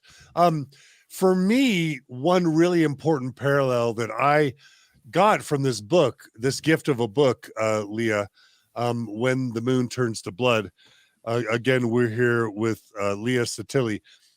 Is the parallels between Joseph Smith, the founder of the Mormon Church, and Chad Daybell. And I want to go around the horn and see if Lauren and Rebecca and Mindy like this comparison or not. And Lee, I have no idea how much you've even studied the life of Joseph Smith. But if you study the life of Joseph Smith in the 1820s, before he ever became a religious leader, he was a believer in the occult. He was a believer in folk magic. And the way that Joseph Smith gained his power was by creating the perception that he had special powers. In Joseph Smith's case, it was the ability to take a stone and put it in the hat and lead people around to find buried treasure. And even when treasure wasn't found, Joseph Smith could use his imagination to make people believe that an angel took the treasure away right before they dug and found it, that sort of thing. And so Joseph Smith, the central to his power was the ability to make people believe he had special powers, and he used artifacts like the Jupiter talisman, like his seer stone, etc. And when I start hearing in this book about him meeting with people in private, telling them, saying that he has the ability to do readings of their aura and how what is it, clear, or that's Scientology, how much light they were versus darkness, to be able to tell them who they were in a past existence. For me, this is Chad Daybell taking a page not out of Joseph Smith's book, but out of any cult leader's book, to develop the perception in the people around him that he is a gifted one with special powers. And so I'm just curious if any of the panelists saw Joseph Smith in Chad Daybell, or if I'm off the reservation on that one. Lauren, you're nodding. Do you want to go first? Oh, absolutely. I think he tried to emulate Joseph Smith. I think I joke, my husband and I call Chad the accidental cult leader, because I think in many ways he wanted this power. He wanted to be a leader. He wanted to be recognized, but I think he was also probably a little bit shocked when he started to get the attention, and he was like, this is amazing. This is great. But I think that at that moment when he started to shift and he started to become more defiant and he decided to believe that he really had these powers and he was a visionary, that he started to just almost copy Joseph Smith. You know, he had the pendulum. He had that. He brought out these party tricks, and he always did it with women. You know, check this out. I'm going to swing this back and forth. And I know this is done at baby showers, you know, if you want to guess the gender of your baby, but I'm going to tell you guys that you were Joan of Arc in a past life. Come here, everyone. You know, I just, people would, and they wanted to know, and they wanted to feel special. And I think they just wanted to believe that someone had that power too. And I think that everything he did, you know, he said he saw a vision, that he saw Jesus Christ. He did this podcast with Melanie Gibb and Lori Vallow. And there they say, tell us about meeting Jesus Christ. And, you know, tell me about it. You know, he had blue eyes. Jesus Christ had blue eyes. So he was a surfer Jesus to Chad Daybell. But he said, yeah, I saw him. And this is what he said. And this is what's going to happen. And here's my revelation for the world. And then he started writing new scripture. That was one of their missions, that he said, is one of our missions is to now bring forth new scripture, whether that he meant the sealed plates or something else. They were going to write scripture, and then they were going to lead the church of the firstborn and be exalted. And yes, it was Joseph Smith. It was prophetic. He was prophetic. Thank you, Lauren. How about you, Minnie? Do you have a thought on the Joseph Smith Chad Daybell connection? Yeah, I think that Lauren touched on those similarities really well. It's a tale as old as time, right? Where just the power and I think that Joseph Smith got drunk on power, and I think that Chad Daybell got drunk on power, and it just progresses, right? It's just like you're not satisfied at a certain level, just as you get more and more followers and more and more people, and you can't imagine that they don't have moments where they're thinking, I can't believe people are believing this. I'm going to keep going with this, you know.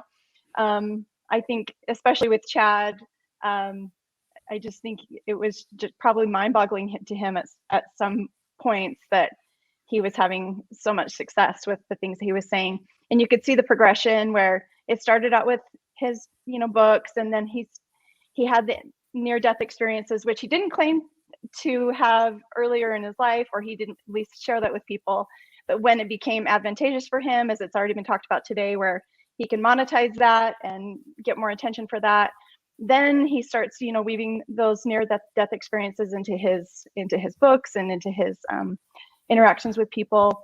And that's similar to Joseph Smith with his first vision accounts that kind of grew over time to suit the time that he was in and his audience. But yeah, I just think it just was this big snowball effect that just kept growing and growing, to the point where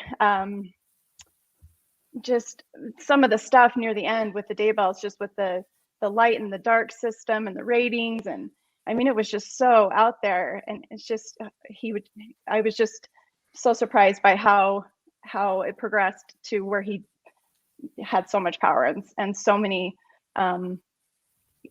not so many, I think it was a small group of people that actually really like followed him, but he sure thought a lot of himself and a lot of his abilities. Thanks, Mindy. Rebecca, did you want to take a stab at that too? I'm curious. Yeah, your thoughts.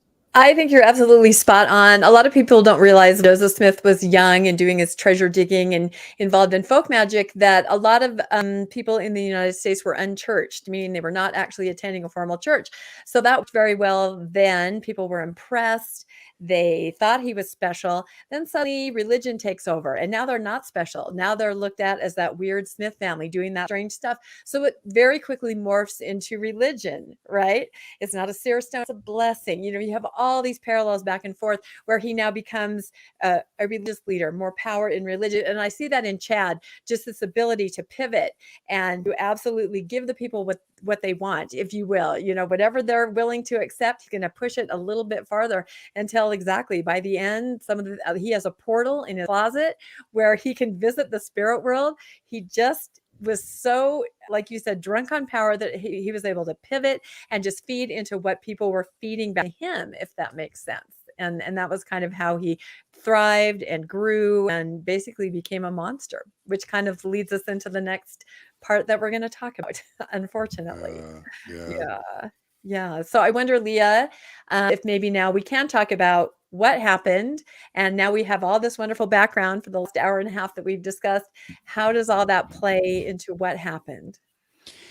Yeah. So, big spoiler alert here, but I think anybody tuning in probably knows what's gone on with this case. The missing children that we talked about at the top of this podcast were found buried in Chad Daybell's backyard in June of 2020. Lori had been in jail for quite a few months at that point, and when those bodies were found of the children, obviously Chad was taken to jail. But it's not the only deaths that happen in the story in this book. We also have the death of Tammy Daybell. We have who just suddenly died in her late 40s. One night in the Daybell home. And it's sort of this story around that the Daybell family tells, that she was so sick. She was so weak. It just made sense that she died. And, something that everyone around her disputes, that she was, a very healthy person, that she was in the prime of her life, and that all of a sudden she died. And then we also have the shooting of Charles Vallow in Arizona by Lori's brother, Alex. This is why telling these stories is why I included a character reference at the beginning of the book so people could go back, because all of a sudden, when you start getting into all these different deaths, there's a lot of names and it gets really complicated quickly. So this is just to say there's a lot of deaths around Lori and around Chad. And what I wanted to do was write a book that would talk about these deaths, but would put them into the cultural context that I think that they emerged from. And that was what I wasn't seeing in a lot of the coverage of this case, was that, it was being treated as this true crime, this horrible tragedy. And I completely understand why. I mean, it's Lori is this charismatic personality. The story around Chad and his world is weird and interesting. But, I thought, I just wonder, having been in journalism for a long time, I wondered if this case would even go to trial. Obviously, it still hasn't gone to trial. And I wondered what justice would look like for these children specifically, but also for Charles and Tammy. And I thought, if I write a book that could be beautifully written, that was my goal, but also journalistically sound, and that could place these in that cultural context that's complicated, that requires going deep into the background of the church and into near-death experiences and into Ezra Taft Benson and the White Horse Prophecy, that maybe this senseless thing could make a little bit more sense and could be instructive going forward in what we as a society need to be looking for in terms of, extreme ideas, extreme faith, and potential violence. Yeah. And Leah, you did write a beautiful book, and you taught me about my own culture, and I'm kind of into my culture a little bit. So, so I think it is an amazing book.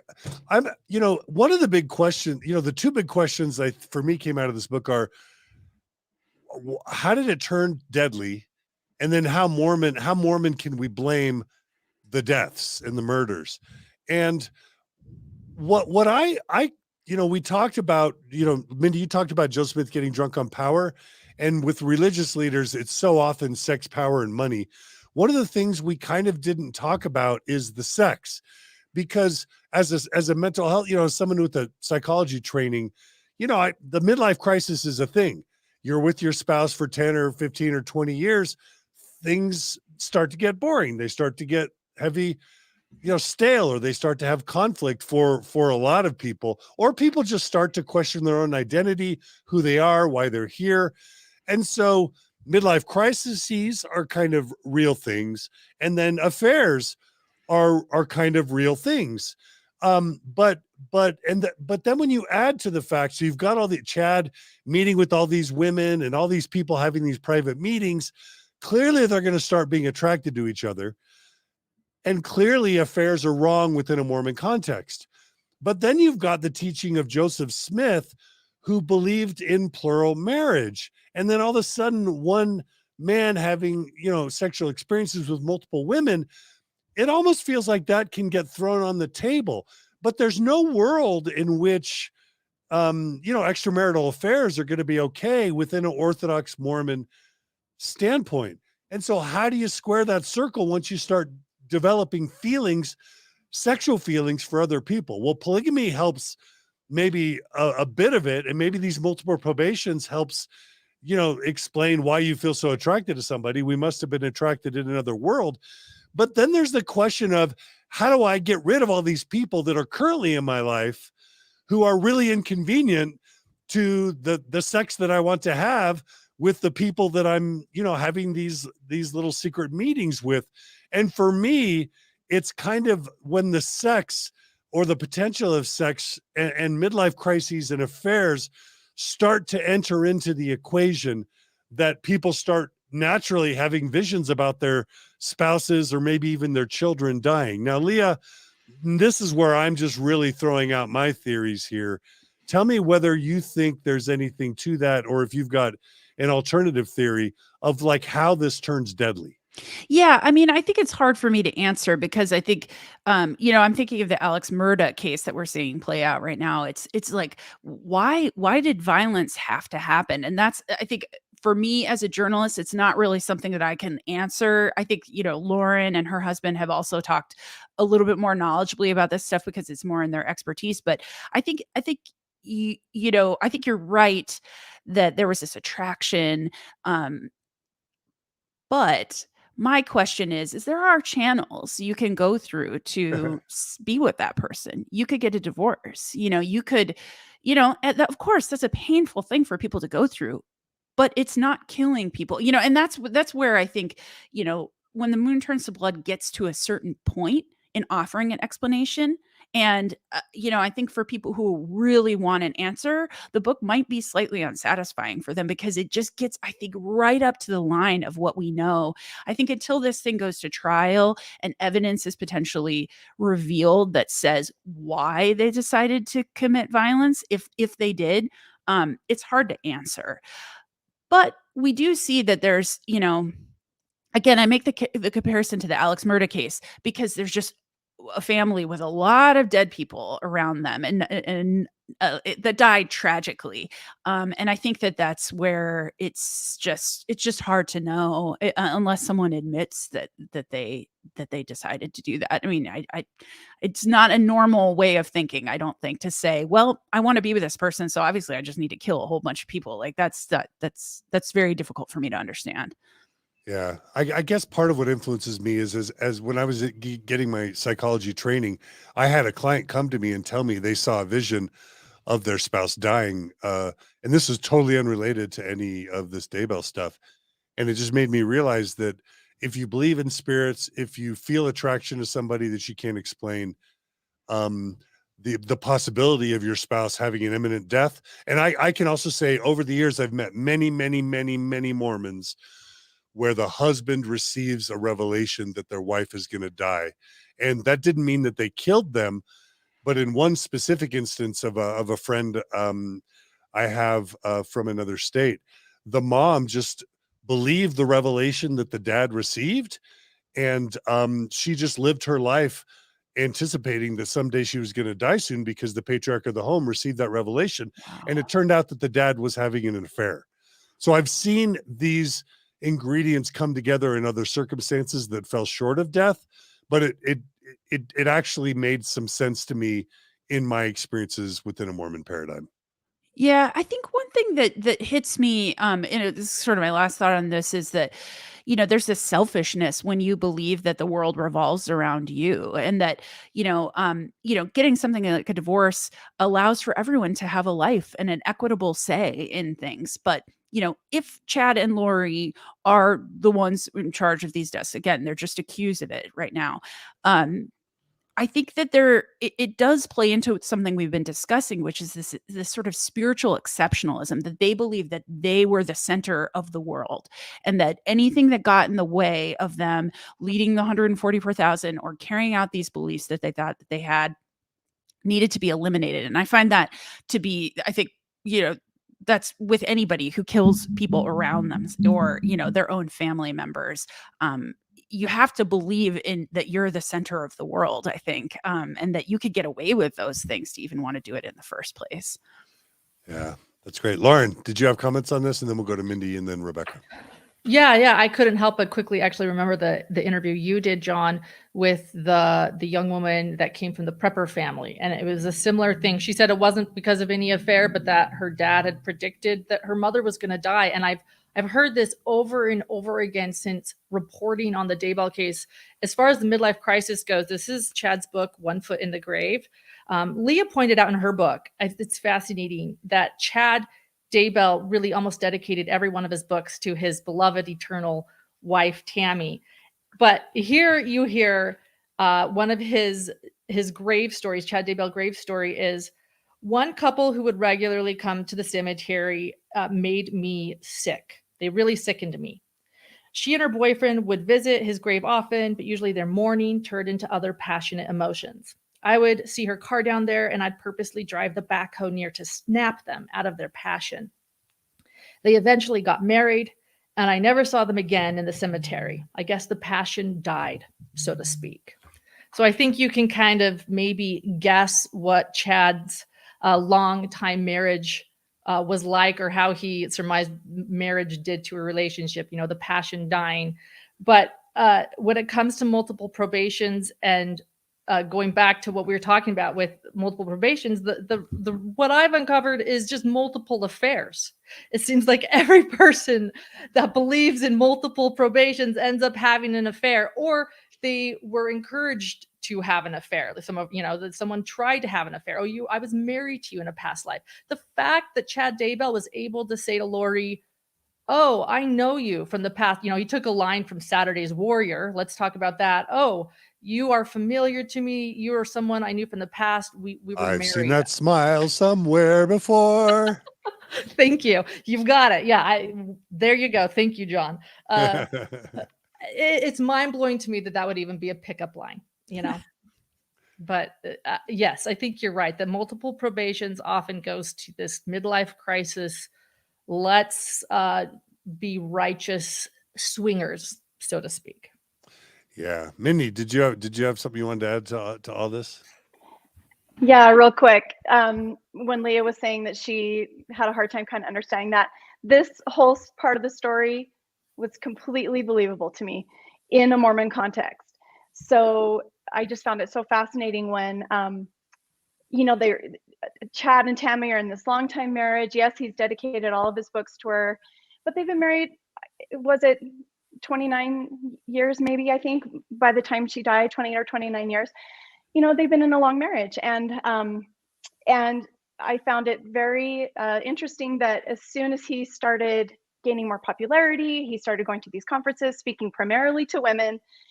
I think, as naturally can happen, feelings started to develop. He started to get a big sense of himself. And that's when we start hearing that he starts saying he's having visions that Tammy's going to die. He says things like, "I've always envisioned my life as having two segments," or something like that, where he thinks he's, maybe the second segment of his life is with a different partner. That's the implication. I think he and Lori had normal, natural feelings of attraction to each other. But then when you bring in the religiosity, the extreme religiosity that they were both swimming in, that's when they had to justify all of that. Not only had they met in a former life, but I believe they said they were married in a former life, and that's why they justified their physical contact with each other.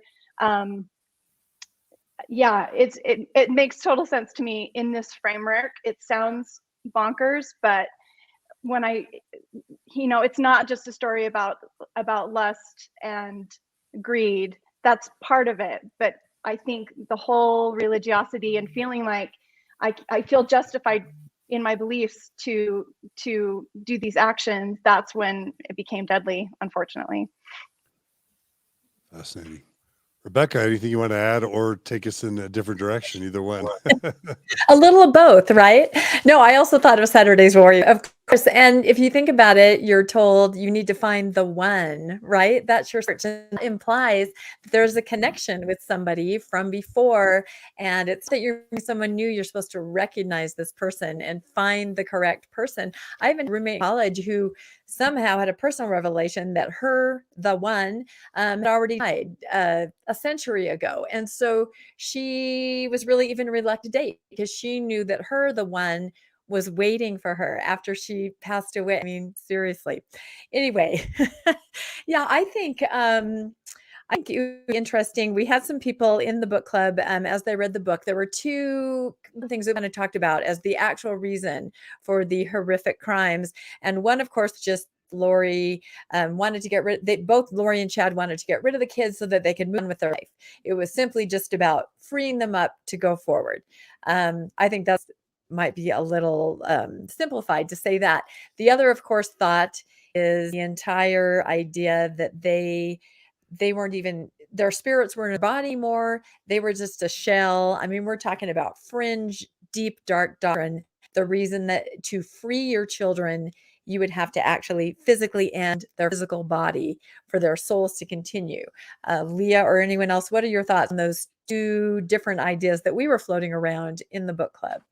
Yeah, I mean, I think there's something to that, specifically because this idea of zombies gets talked about so much towards the end of the children's lives that that they'd been, they were dark now, they were no longer light spirits, and that they're, the popular image of a zombie is a body walking around without any life inside of it. So yeah, I think to that second theory, I think there is something to that potentially they may have believed that they needed to get rid of the body to free the spirit so that everybody could be together in the end. I think it's important to say that all these theories are just theories, and we don't know until it goes to court. And even then we may not know, but there is I really the children's stories were profoundly bothersome to me. I had a really hard time with parts of reporting this book. And towards the end of it, I talk about Tylee specifically, because Tylee was someone who was so independent, who had she was done with high school, she could drive, she had her own car. And I just kept thinking about, why didn't they just let her go? Like, why didn't they just let her drive away and go be with her friends in Arizona? Or,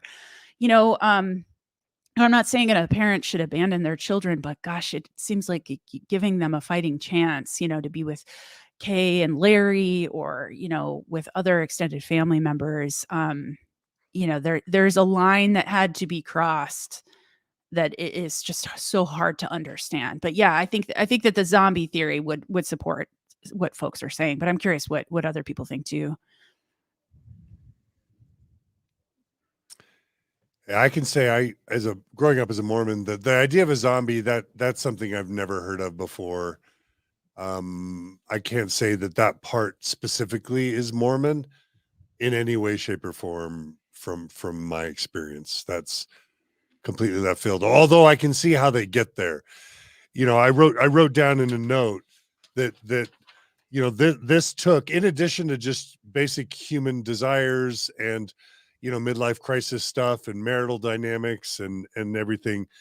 Some of the key dynamics are, a belief in gifts, a belief in spirits that inhabit the body, very Mormon, a belief in specialness, very Mormon, a belief in polygamy and in multiple partners, and then a belief in the end times. And you put all those things together, and then if somebody's acting the way you don't like, and you believe, and another thing is, I was absolutely raised with the belief that, okay, this is really key.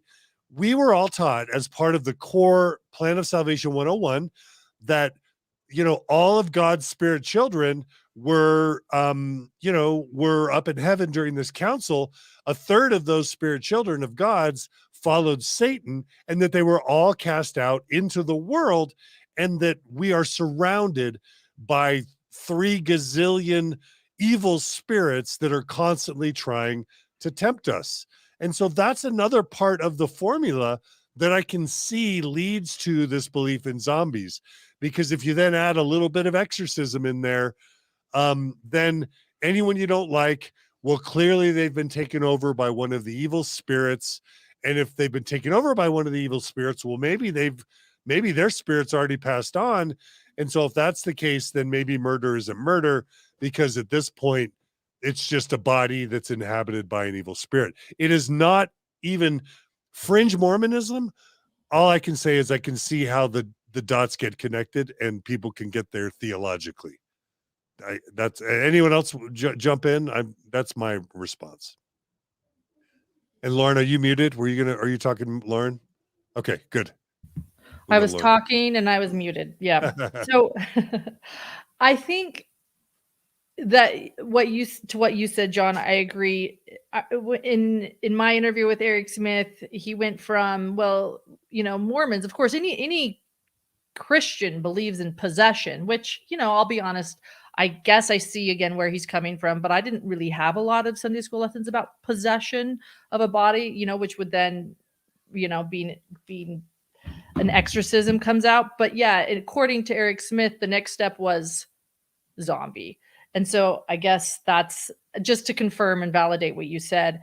I want to ask Leah, I want to throw the question back, because one reason I finally picked up the book Visions of Glory by John Pontius, which is what you mentioned Visions of Glory a lot in your book, Leah, was because it sort of talked about zombies. And I don't know if it used the word zombies, but it does talk a lot about, dark spirits inhabiting good people, whether it's through watching porn or doing bad things. The evil spirits inhabit the good spirits. And I'm curious your thoughts on the book, or if you feel like that equates to zombies, because that was the only thing I could really find. I mean, I think there's something to that. And I have found that, I don't think Daybell had a lot of original ideas. So, that was my thought was, is this where he got that from? And, I think that it's important to say there's been so many NDE kind of books and experiences over the decades, but it seems like that book really got a lot more traction than within, more mainstream circles than a lot of those other books. So yeah, I mean, if Chad saw that John Pontius was getting, some popularity and selling a lot of books and stuff like that, why wouldn't he plagiarize? I mean, I do really think that like very few of Chad's ideas were new ones. I think a lot of when Chad was publishing was when The Walking Dead was a very popular show. And it started to make me think, is that where it became zombies instead of dark spirits, like you're saying? So yeah, I thought the same thing. I think you nailed it with Walking Dead. I've had the same thought. Yeah. Zombies were in the zeitgeist, I guess, at the time. Other theories? Anyone? No? Okay. I'm curious, Leah. I'm really curious. Like, a lot of us are going to be drawn. This is what true crime is all about. And I know, Leah, you probably maybe have a love-hate relationship with your work even being characterized in that genre. And of course, Lauren, you're a proud true crimer, I think, and that's awesome. A lot of us just want to know who done it, right? And I want to know, Leah, from your perspective, do you even like to talk? I'm sure you have theories about who done it, who's to blame, who's mostly to blame, who's less to blame. Is that something that you even, as a writer, feel like you're allowed to, or like it's healthy for you to even weigh in on, or do you try and avoid that stuff? I try. I think it's real popular in journalism today to be like a predictor of things. And I always say, I can't predict what people are going to do. I can only say what they have told me and where the reporting leads. And I certainly have bristled at the true crime label, but it's hard to do that. I mean, look, the book is filled with crime. Like I know that. I think why I have done that is because of these sort of more altruistic motives that I had, was to sort of like show it's more of a cultural context and things like that. I find that people who are really into true crime do not like the book. And I have found that people who are into journalism won't read it because it's called true crime. So it sort of fits in this, in a way, it's perfect for me. I feel like my career has been very much in those kind of odd spaces where other people won't fit. But what I do think is that when people do read the book and they have some familiarity with the case, they appreciate that there's this vast context and history that they get into. So, but yeah, as far as, theorizing, I think that there's a lot of evidence in the book that can allow people to come up with their theories of the case. But yeah, until it goes to trial, I feel a little bit not right about saying who did it. Sure.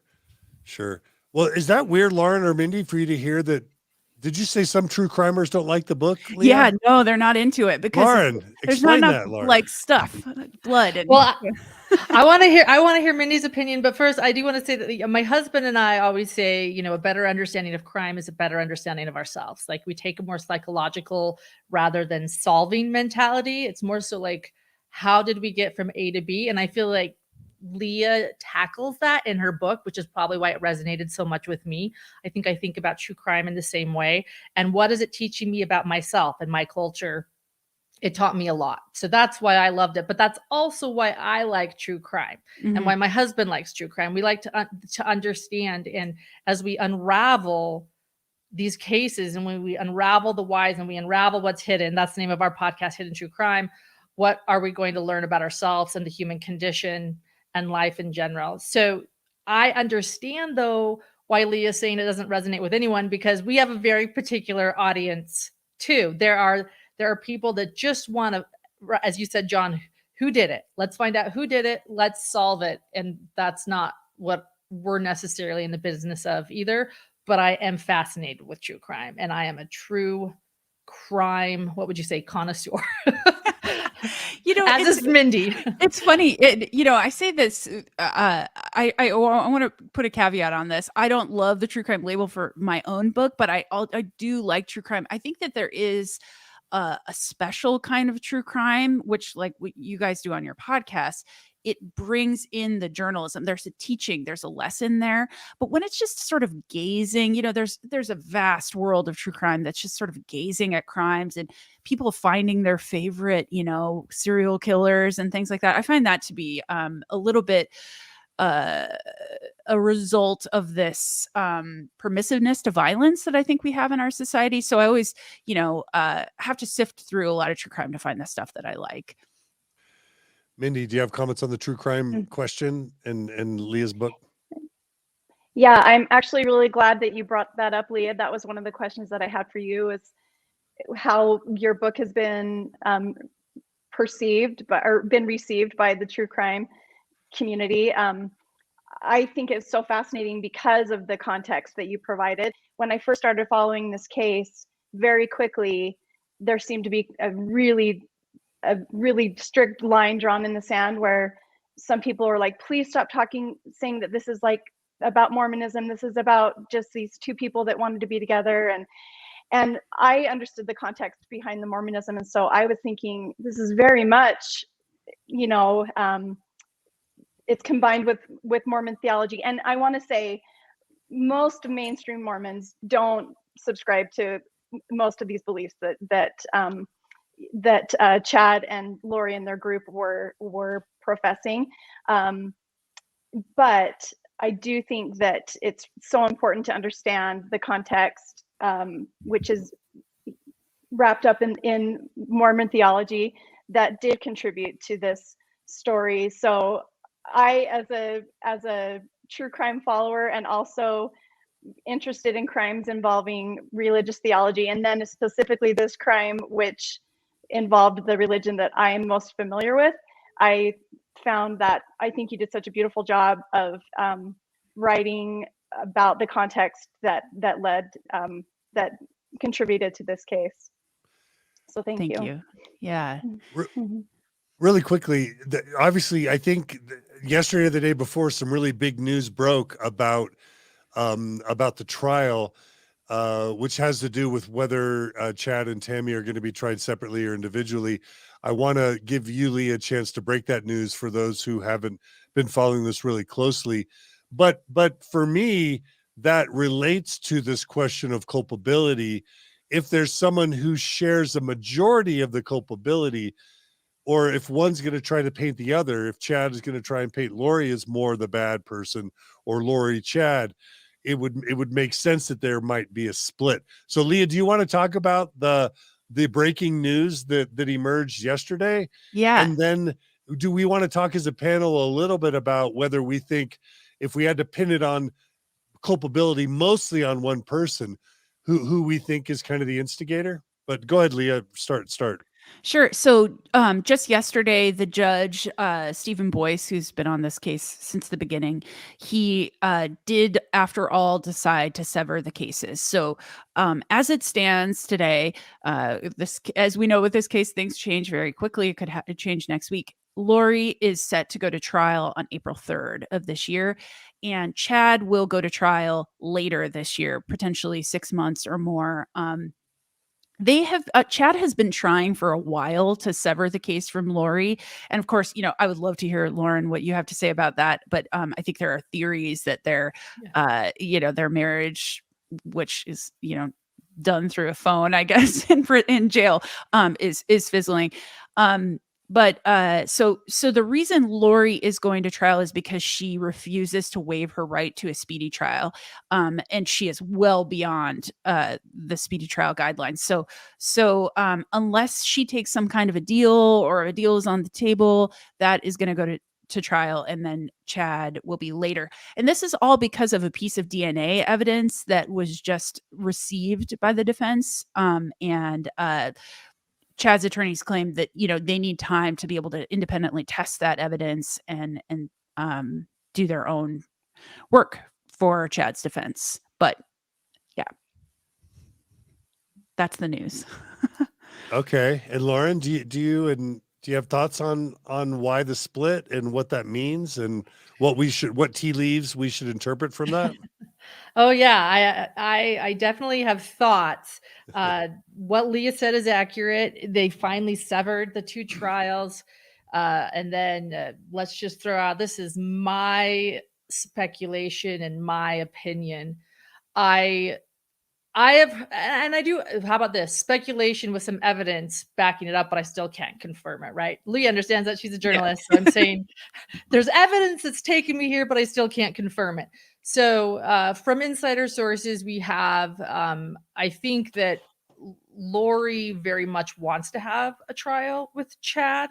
Lori's still very much a believer in Chad, where Chad's preparing more to turn on Lori, which sort of makes sense. His defense is actually going to fare, in my opinion, a lot better if he gets rid of her, because it's a lot easier to point the finger at her, the whodunit theory, she did it, point over there, and it's her children, and it works in his favor. I don't think it actually does as well for Lori, because I think that Chad does hold a lot of responsibility. So there's that basis. I think that Chad benefits from this more than Lori does. Lori is a woman that gets what she wants in life, right? And she wanted two things, from what I hear. She wanted to keep the trials together. She wanted to go with her husband, Chad, to trial with him, but she also did not want to waive her right to a speedy trial because she wanted to do this trial. Now that the cases are severed, I am very curious to know if Lori might now waive her right to a speedy trial, because if she's forced to choose, or to take a plea, as Leah mentioned, if she's forced to choose, is she going to stick to this? But right now she is scheduled for April 3rd to go forward in Boise, Ada County, with her trial. But I think that there's now a lot on the table. Will she take a plea deal? Will she waive her right to a speedy trial? And if she waives her right to a speedy trial, does this mean that Judge Boyce might say, oh, okay, well, let's join them together again? Because as Leah pointed out, the very reason he decided to finally sever was he kind of didn't have a choice if Lori wasn't going to waive her right. So I think there's a lot still to happen. How about that in the next few weeks. I'm watching. I'm just going to admit, I don't know what we mean by waiving the right to a speedy trial and how that affects the case. I'm not informed on this kind of stuff. What does that mean exactly? So constitutional right, everyone deserves their right to a speedy trial. Alec Murdoch, let's talk about him because that's big in the news. He did not waive his right to a speedy trial, which means let's get on with it. I want this trial in this amount of time, and I don't even know the exact amount of time, which he was an attorney. He realized it was probably in his favor. It gives the prosecution less time to prepare and look at evidence. Those are the benefits, but you can waive your right to a speedy trial and say, you know what, I want more time. I don't need that. Chad did that from the very beginning. Let's take our time. Let's plan. Let's get all the evidence. Let's gather. Let's plot. Where Lori has not waived that constitutional right. So while Judge Boyce has argued throughout this whole case that he thinks for multiple reasons it's in the best interest to keep Chad and Lori's trials together. They have the same charges. They were in on this together. His hand is sort of being forced now too, because there's new evidence that came down. So new DNA evidence has come down just recently, and no one's been able to prepare. That came out this last week. And thus Judge Boyce is saying, well, gosh, if everybody needs more time, I'm going to have to stall Chad's. I would like to stall them both, but I'm going to have to put a continuance on Chad's trial. Let's wait. And but I can't do that with Lori because she has not waived her rights to a speedy trial. So I don't have a choice. Lori still has to go forward with her trial. So hence the severance. But again, from what I'm hearing, Lori wants two things. She wants to go immediately into trial, but she also wants to have her trial with Chad. And I also hear she's still a big believer in Chad. So we're getting some really interesting comments from our viewers. Amy writes, I think Chad will claim that he was caught in a whirlwind and got over his head, but Lori and her brother were behind the decisions to kill people. That's what Amy says. Charlotte Blanco writes, Chad and Alex did it. Mary Cat writes, I think Chad will blame Lori. Scrambled Egg writes, I think they'll both blame Alex since he's gone. I don't know if even this type of conversation makes all of you feel uncomfortable. What I, just doing simple math, the body count seems to line up more on Lori's side than Chad, because according to your book, Leah, there's at least two mysterious spouse deaths in Lori's column, and then two of her kids. So that's four potential deaths, four deaths and four suspicious deaths, all in Lori's column.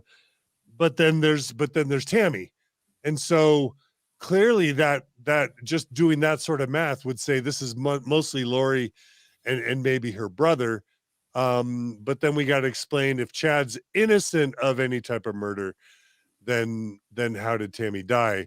Right. I mean, it doesn't look great for Chad that he has the bodies of two children in his backyard, and and then we have the whole potential shooting of Tammy Daybell before she died, which happened at the Daybell home. So yeah, it's a little hard. I mean, you got to do some kind of Mindy's saying the attempt on Brandon Boudreaux, also her Lori's niece's husband.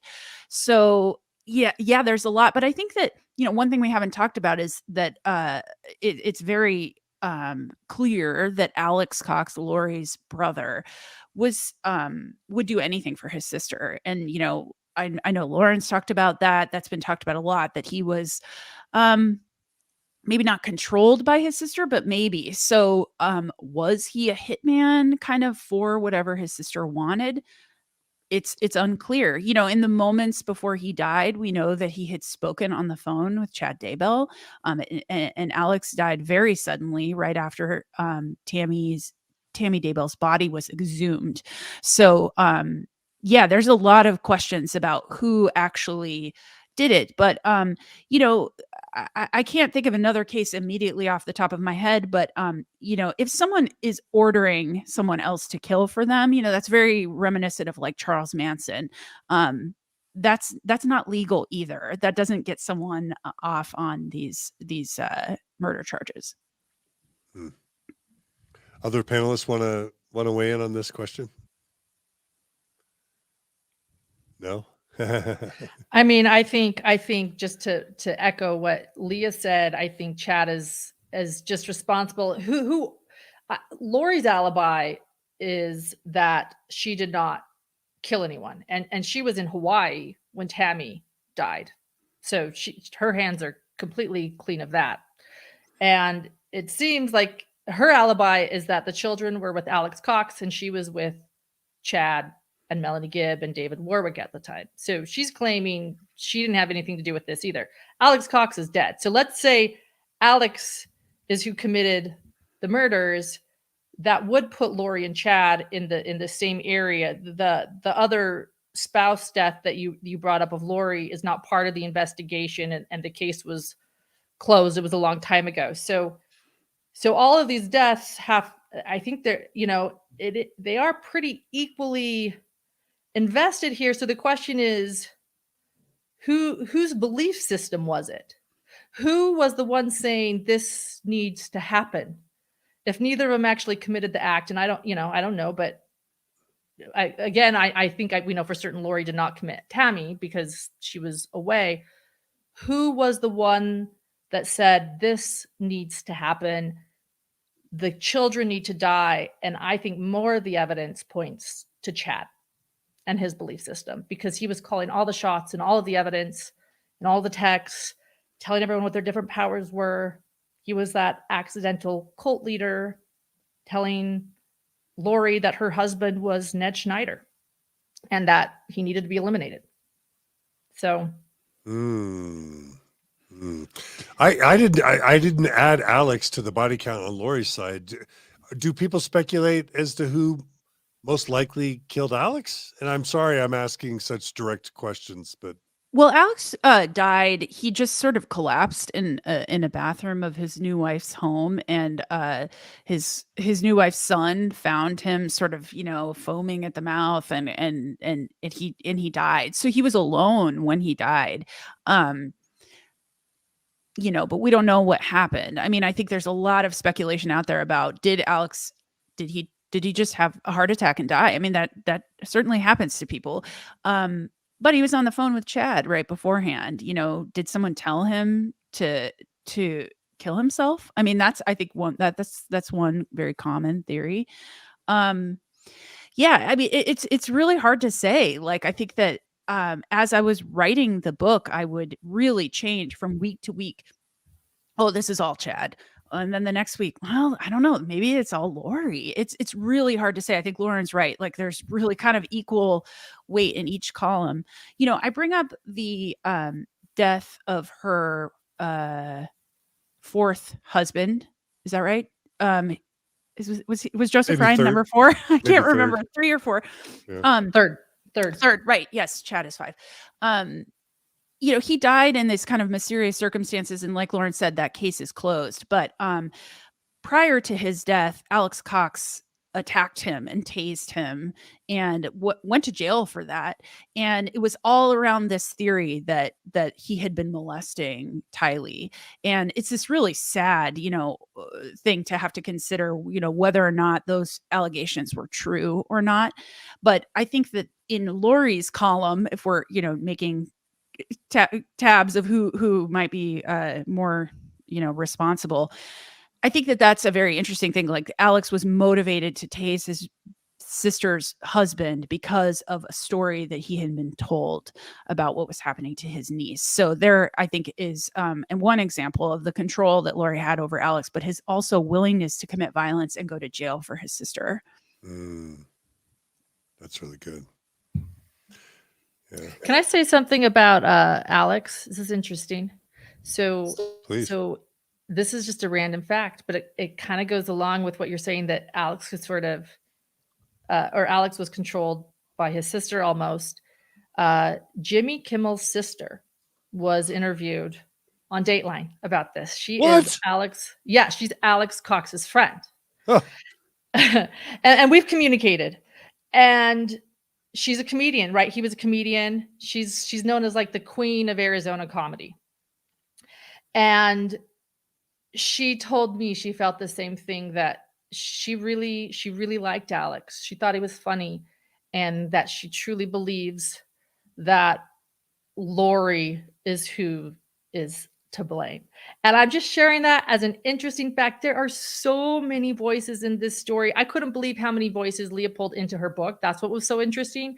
So many stories, so many different theories, and so many. Maybe it's not as much of a who done it, but who's to blame. Maybe that's it, right? Like who is Who's the puppet reason. master, right? Yeah, who's the puppet master? So there are just a lot of opinions simmering out there from different parts of the world, from Idaho to Arizona. You also have to realize Lori's from Arizona. Chad was from Idaho. They met in St. George. They had some different, worlds there too. So it is interesting. Who's the puppet master?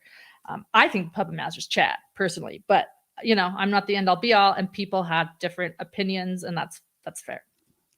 And I think that, this is part of the reason that people really want this to go to trial, not only for the incredibly important, seeking justice for the victims, but also just to see the evidence, specifically, we people really want to know what happened to Tammy. And that I think a lot of people believe that the key to this case is looking at how she died.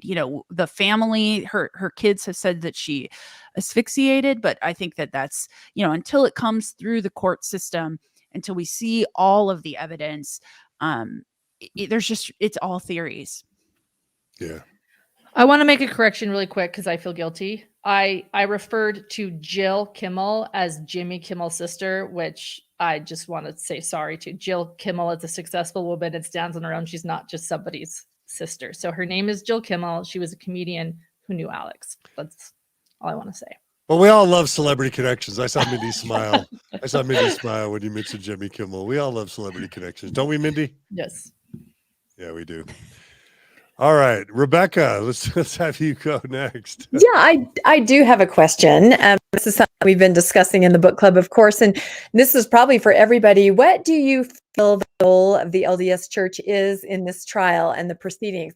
Now, there was that incident a while ago where I think it was a counselor or somebody brought a phone number for a lawyer, Curtin McConkie, to Lori. She called thinking they were somebody that help her, and then after that discussion that was turned over to the prosecutor. Someone can correct me if I have those details wrong, but there has been some involvement. And what do any of you feel the involvement or the watchdog aspect to it? How is the LDS Church going to be involved in these proceedings and the trial?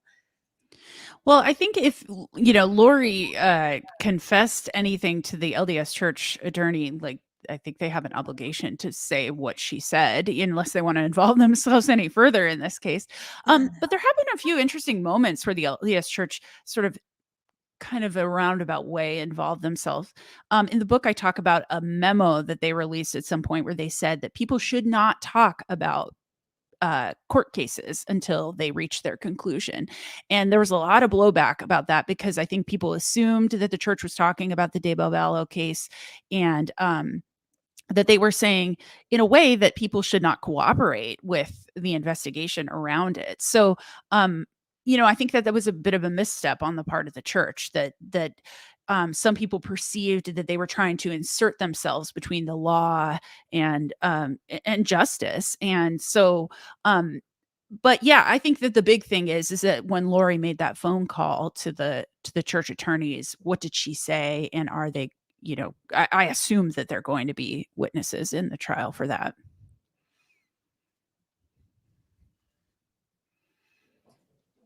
Does anyone think there's any question that some of the beliefs of the church will be put on trial as far as being a defense? Or I wonder if that's an aspect to it. We've kind of been discussing that in the book club.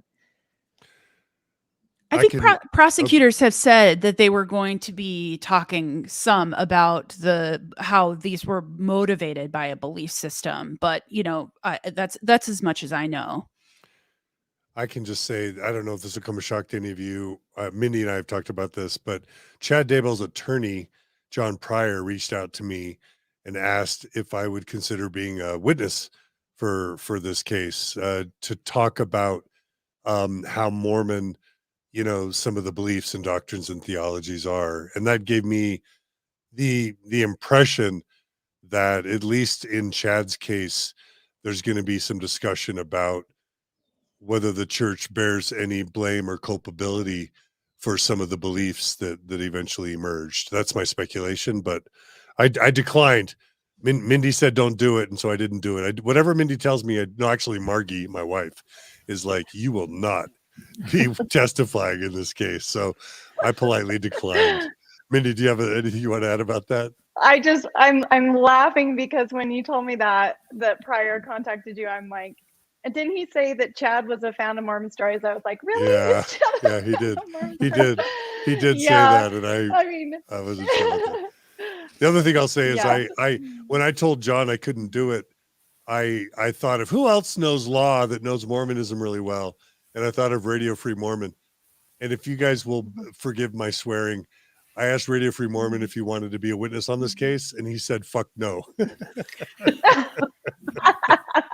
I don't blame him. So Yeah. anyway, I don't know if that answers your question, but anyway, I thought I'd throw that in. I Can I think share a quote really fast? Oh, I'm Please. sorry. No, please. Oh, Mindy, ahead. then Lauren. Yeah, thanks, Lauren. This is a quote that I just loved from Leah's book towards the end, and when you're talking about the involvement of the church in these kinds of things, and it's a fine line that they are always kind of dancing around. But I love this quote. She says, it's on page 294.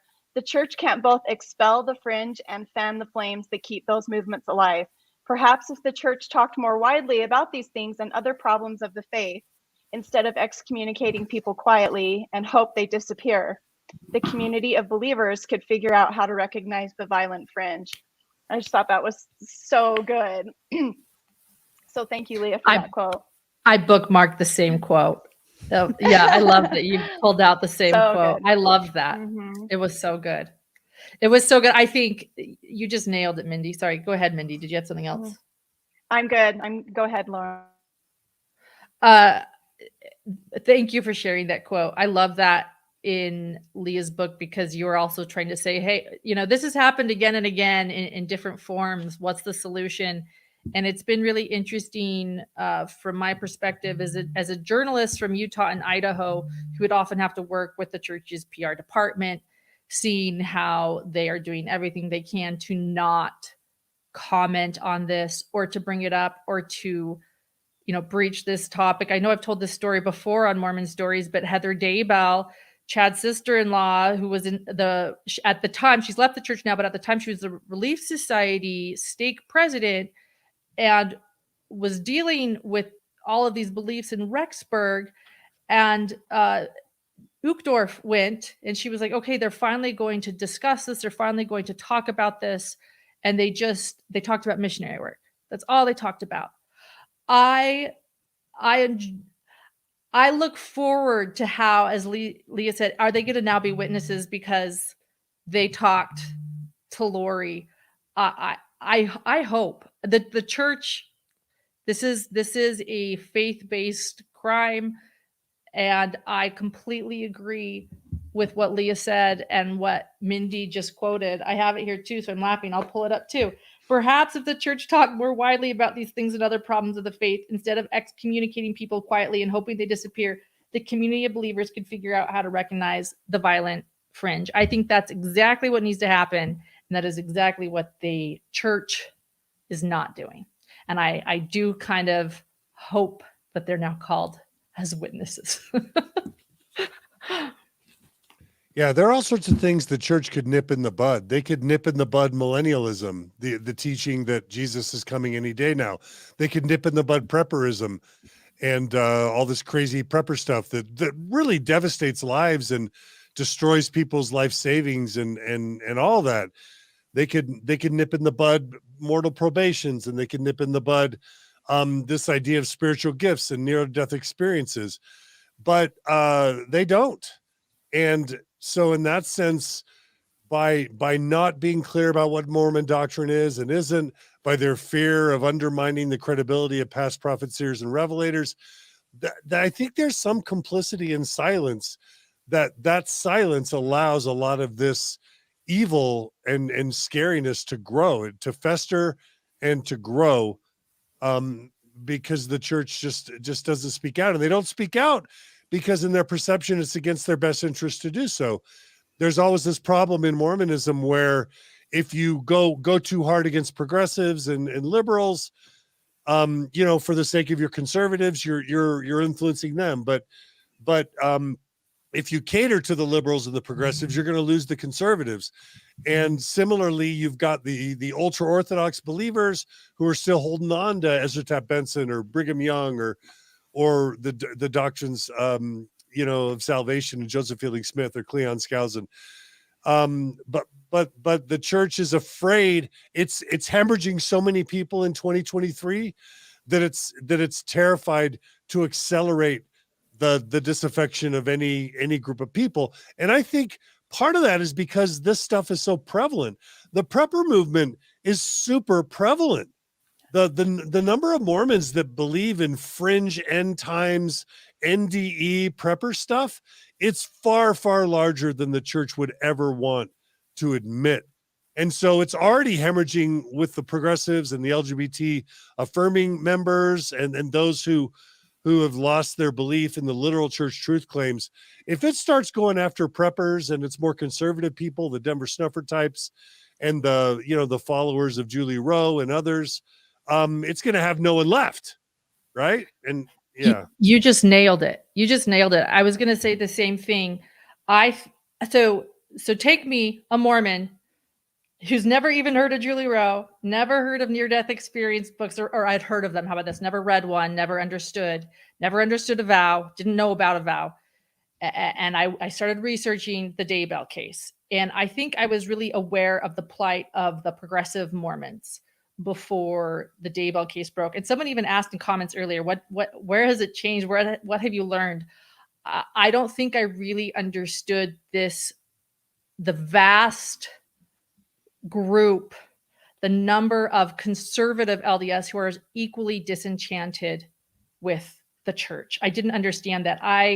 Leah, in her book, she does so well talking about this, and she talks about the Firm Expo that happens, and that they were all attending that in Rexburg when JJ sadly was the last time he was seen. And I went to a Firm Expo in Layton, a 3-day Firm Expo right by your house, Mindy, and I couldn't believe it. I realized that my eyes have been completely blind and completely closed to this whole other side. So I never understood why the church wasn't speaking out more. I guess I could say that. I understood the plight of the progressive Mormons. Why aren't they changing? Why aren't we finally just saying all of these things that need to be said and embracing our LGBT brothers and sisters and making them bishops and an apostle?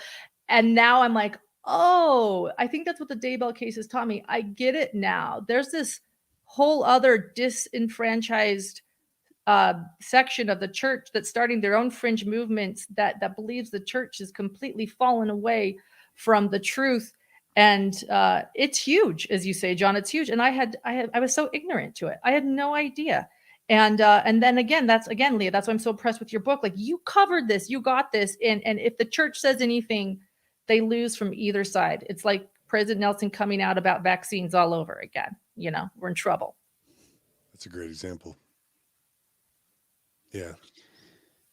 Yeah, I think it's interesting, that my perception is that for a long time that people recognized that there were, polygamous groups that lived in different areas. There were women in prairie dresses and kind of that. But I think that, like, in a way, Lori Vallow represents what you're talking about, Lauren, that there's this, like, living in a Phoenix suburb, driving an SUV, living in a beautiful house with a pool, like very mainstream people that look mainstream, that go to the temple and do everything in the way that they're supposed to, are entertaining ideas that are fringe. So, I think that we've seen this in politics, that things that were once like wildly fringe are being, spouted by mainstream public officials. So I think that applies here too, that's just sort of this, I don't think Lori Vallow is the first person, but this is maybe one of the biggest cases where we can see, oh, a lot of this stuff is much more mainstream than people want to realize. Agree. Well said. Yeah. All right. Well, Rebecca, tell me how you want to tie things up. I think we've covered a lot of amazing things today. I'll just add this, Leah, this is just my time to compliment you. Like when you think about how much you cover in this book, you even covered Rodney Meldrum. You even, you covered so much in this book. So many people that I've had on Mormon Stories you're covering on this book, in addition to Cleon Skousen and Ezra Taft Benson and Julie Rowe. Like it is such an honor to my people, to our people, to have an outsider who has none of the training, none of the experience, none of the heritage, none of the ancestry, take the time to learn and study our people, and to do so in a thoughtful and in a compassionate and in a balanced way, not overreaching, not trying to, create scandal and blame, but instead trying to empathetically, meticulously research and then analyze and understand our people and our history so thoroughly. I'm just absolutely, I was flabbergasted that a book like this could be written, and the fact that it's written from somebody outside our faith was just mind-blowing to me. So Leah, I want to give you my compliments for this book, because I think it's a critical book for understanding 21st century Mormonism, that if there's a Mormon studies class held anywhere in the United States or in the world, this book needs to be one of the books that's added to the reading list. That's how critical I think this book is, Leah. Thank you so much. I don't even know how to respond. I'm speechless responding to that. I think I've noticed that, like I said, I write about the West, and you cannot write about the West honestly without writing about the history of Mormonism. It's just, you're missing a lot. And I think a lot of journalists are really averse to writing about faith and the spiritual realm that is, not quantifiable with data and spreadsheets and facts. And that's really where I hope to come in, was to, I think a big job of the journalist is to hold a mirror up to people and say, this is what it looks like.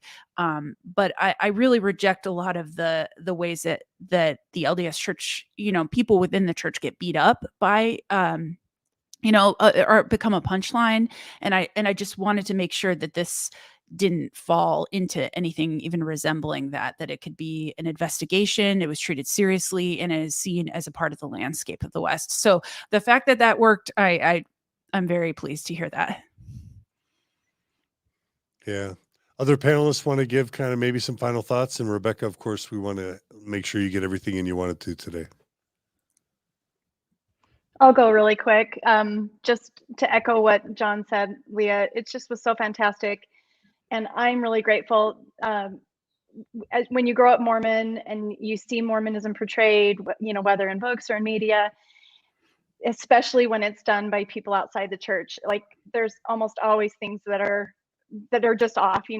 They weren't researched well enough, or or they're caricatured or whatever. But I was just so impressed with your book that I can't think of a single instance in the book where, even just down to the littlest detail with lingo and with, definitions. And you were very good about describing things that an outsider would understand, but that also somebody with a background in Mormonism would completely agree with. So just massive kudos, wonderful book. And I've recommended it to so many people who want a better understanding of this case. So thank you. Yeah, thank you so much. I'm so flattered to have been included in the book club. Lauren, you want to give a final? I mean, Lauren, you've digged into this stuff even more than Mindy, which is a lot. And Rebecca, you actually traveled to see the jail, right? Like you. I went on a little Daybell field trip to Idaho, and I saw the tree, saw the property, I saw the fence where the new posters and things, and your description, Leah, of how the wind blows and you can hear the streamers and the balloons blowing. It took me right back to when we had visited just a few months ago. It's so accurate. And then we drove down to the jail where Chad is and the jail where Lori is, hoping maybe we'd see, I don't know, the time where they go outside. But yeah, we just felt we had to kind of go look because the story just speaks to everyone. It's just tragic, and you just want to touch it in some way, I think. Yeah. Yeah, Lauren, as somebody who has been studying this case, researching this case for what 3.5 years now, I've lost track of time. It's been so long.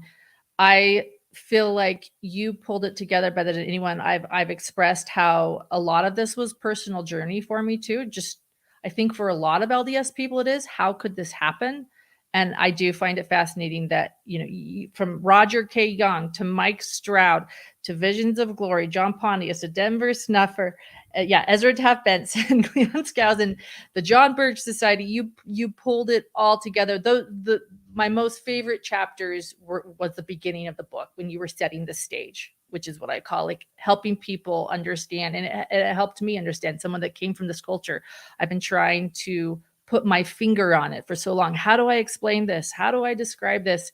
So thank you. My husband is not LDS and he grew up in Chicago. He is, I'm looking forward to having a conversation with him about it. And I feel like you helped me really understand it. I also want to say, someone mentioned Joe in comments that he's active LDS. And I want to say, I actually felt you were very kind and compassionate to the LDS faith, actually sometimes correcting people who are criticizing the faith. And it makes sense that you have LDS friends as well. You took a very journalistic, factual, researched approach, and I appreciate that.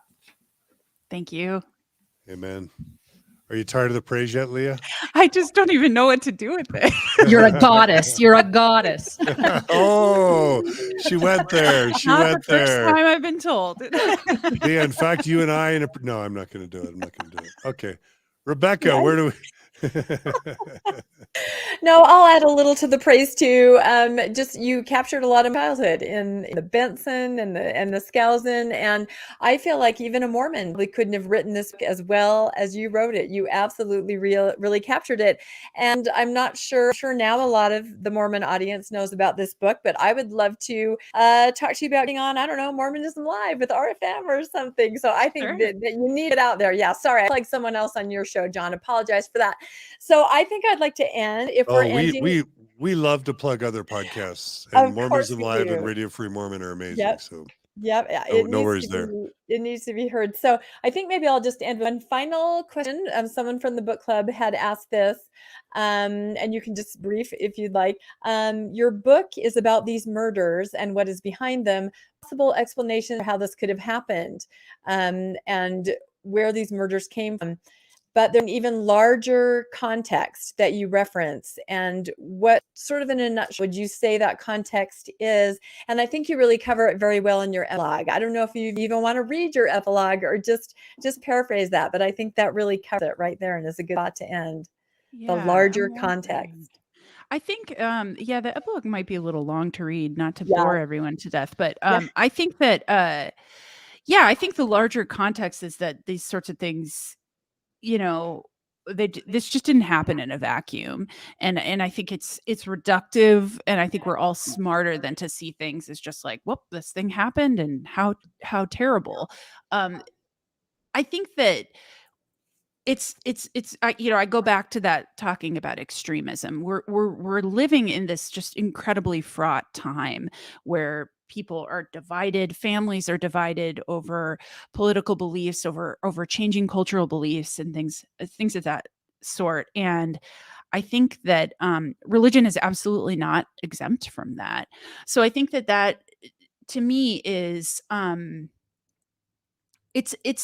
think this all was a lesson for me in understanding that Like I said before, extremism doesn't wear a costume, but B, this affects all of us. And we all have to be conscious that there is a permissiveness to violence in America.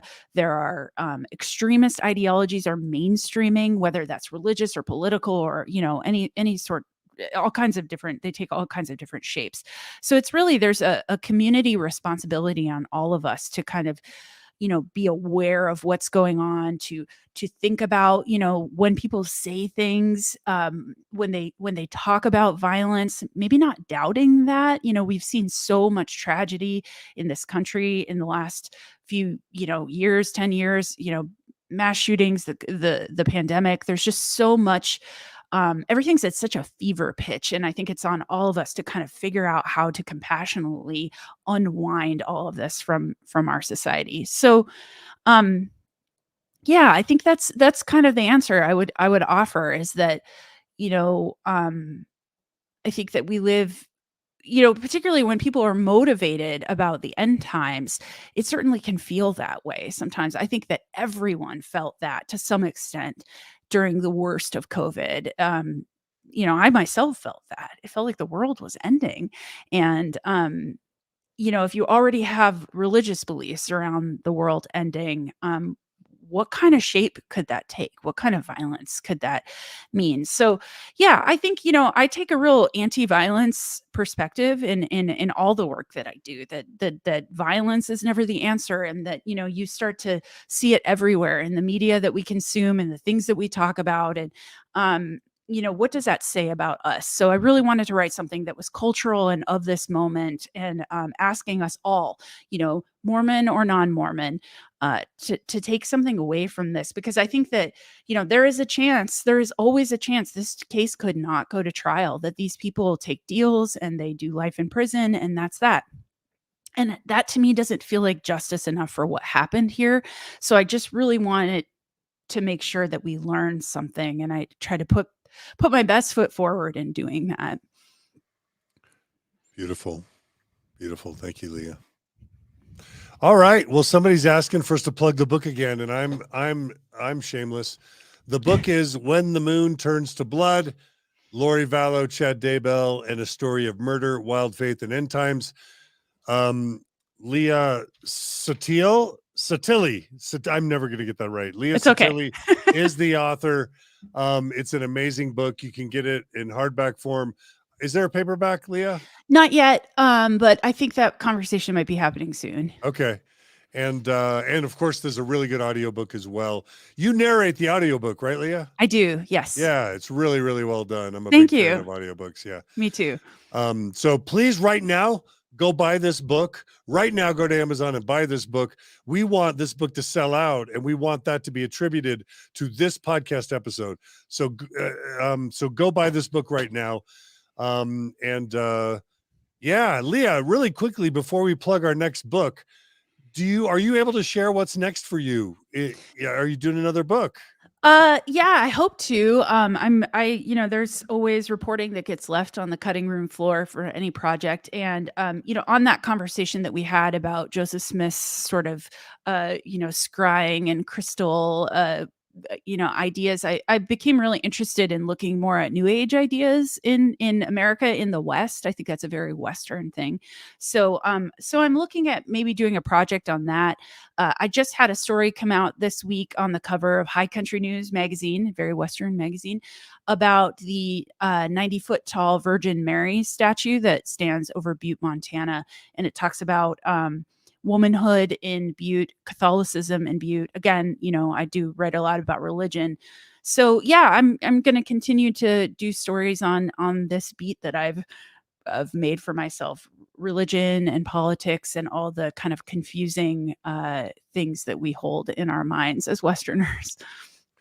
All right. Well, we'll look forward to any of the work that you do.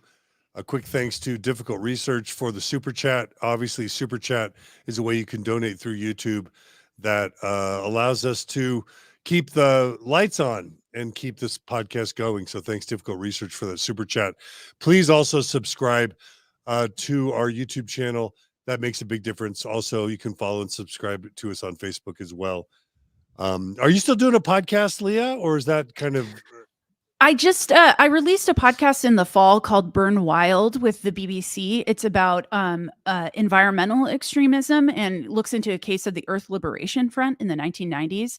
I've put out 2 other podcasts. One is Bundyville, which I've talked about quite a bit here. I think anybody who reads When the Moon Turns to Blood would probably be interested in some of the content in that.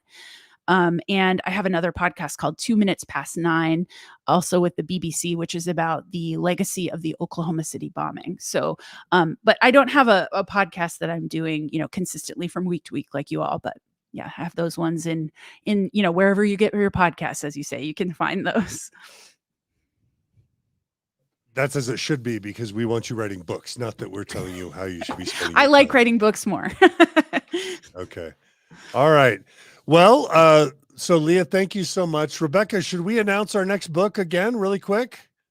Yes, absolutely. Because breaking news, while we were having this podcast, the author got back to me, and our date for the next book is going to be April 28th. That's a Friday at 10 a.m. So we'll be reading Yeah. and talking about Yes. it then.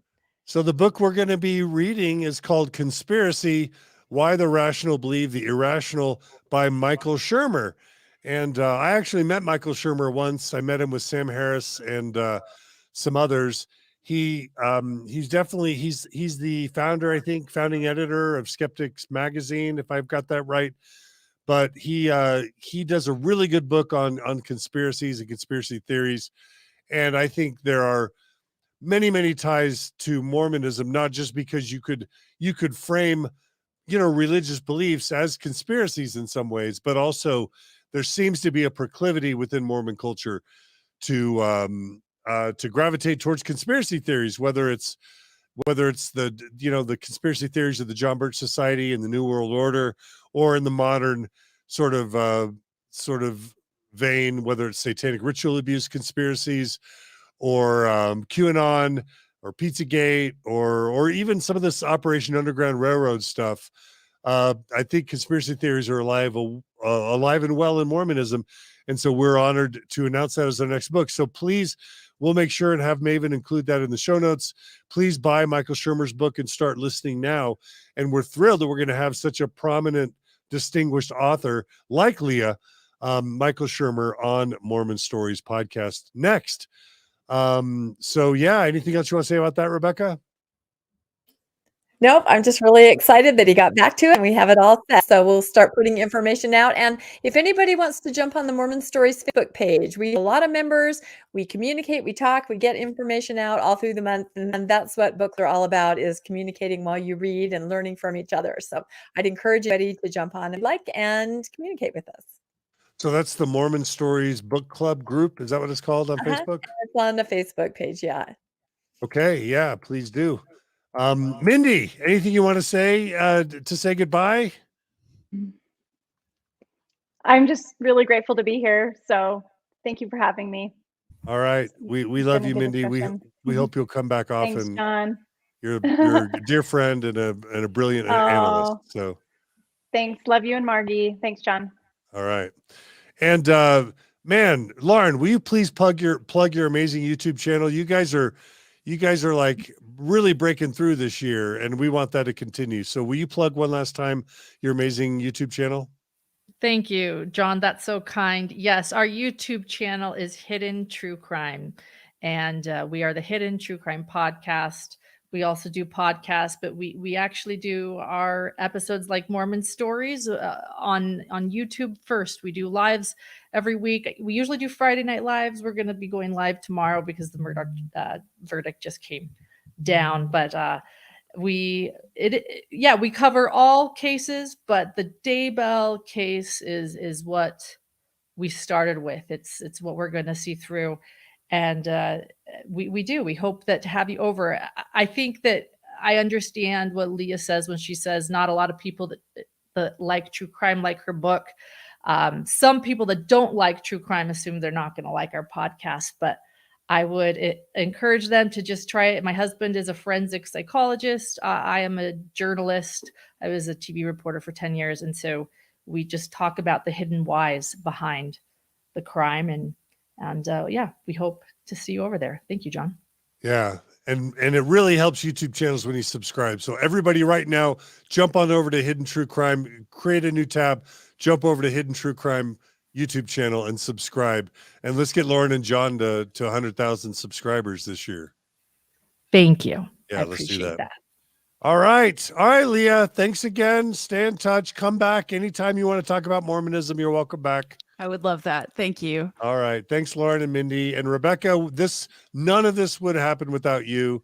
So Rebecca, thanks for your commitment to books and to book reading and to book clubs. That's what a former employee of the BYU library does. Well, you're a treasure to our community in so many ways. So thanks again, Rebecca. All right. And thanks to all of you for joining us today on Mormon Stories. Thanks to everyone in the chats and in the live streams. Had some great comments there. Thanks to Maven for doing the time codes and show notes today, for Gerardo for the thumbnails, Brooklyn for the editing, and of course, we've got a board of directors at the Open Stories Foundation that make all this possible, Clint Martin and Carrie Whitbeck. Thanks to everyone who donates to Mormon Stories and the Open Stories Foundation. If you value this type of content, we're always losing donors, whether people lose interest or fall in financial hard times, or they decide to support other worthy causes, which is great. Or for whatever reason, we need a constant stream of new subscribers to replace the ones that move on. So if you value this content and you want to see it continue and you're not supporting us already, you can go to mormonstories.org and click on the donate button there and become a monthly donor. And if you do that, then our promise to you is that we will remain transparent in our finances. We will, all your donations will be tax deductible in the United States. And we'll do all we can to fulfill the mission of Mormon Stories and the Open Stories Foundation, which is to provide informed consent to Mormons and people investigating Mormonism, to support Mormons in faith crisis, and to support people outside of Mormonism in faith crisis from high demand religions, and to help people who need to leave Mormonism or Mormon Orthodoxy find healing and growth and community on the other side. Please support Thrive. Remember that we're bringing Stephen Hassan to Utah. If you want to meet progressive or post-Mormons in your area, go to thrivebeyondreligion.com. You can find a local support group there. Support the Thrive Day that's happening on March 18th in 20 plus different cities throughout the world. March 18th, you can find a Thrive group near you that's holding a local event. We're bringing Stephen Hassan to Salt Lake City, cult expert Stephen Hassan. He and I on March 19th are doing a full day workshop where we're going to support people dealing with the topic of recovery from Mormonism. So please check out the Stephen Hassan workshop, and please check out the Thrive Beyond Religion event. We would love to see lots of people there because we want to help build community.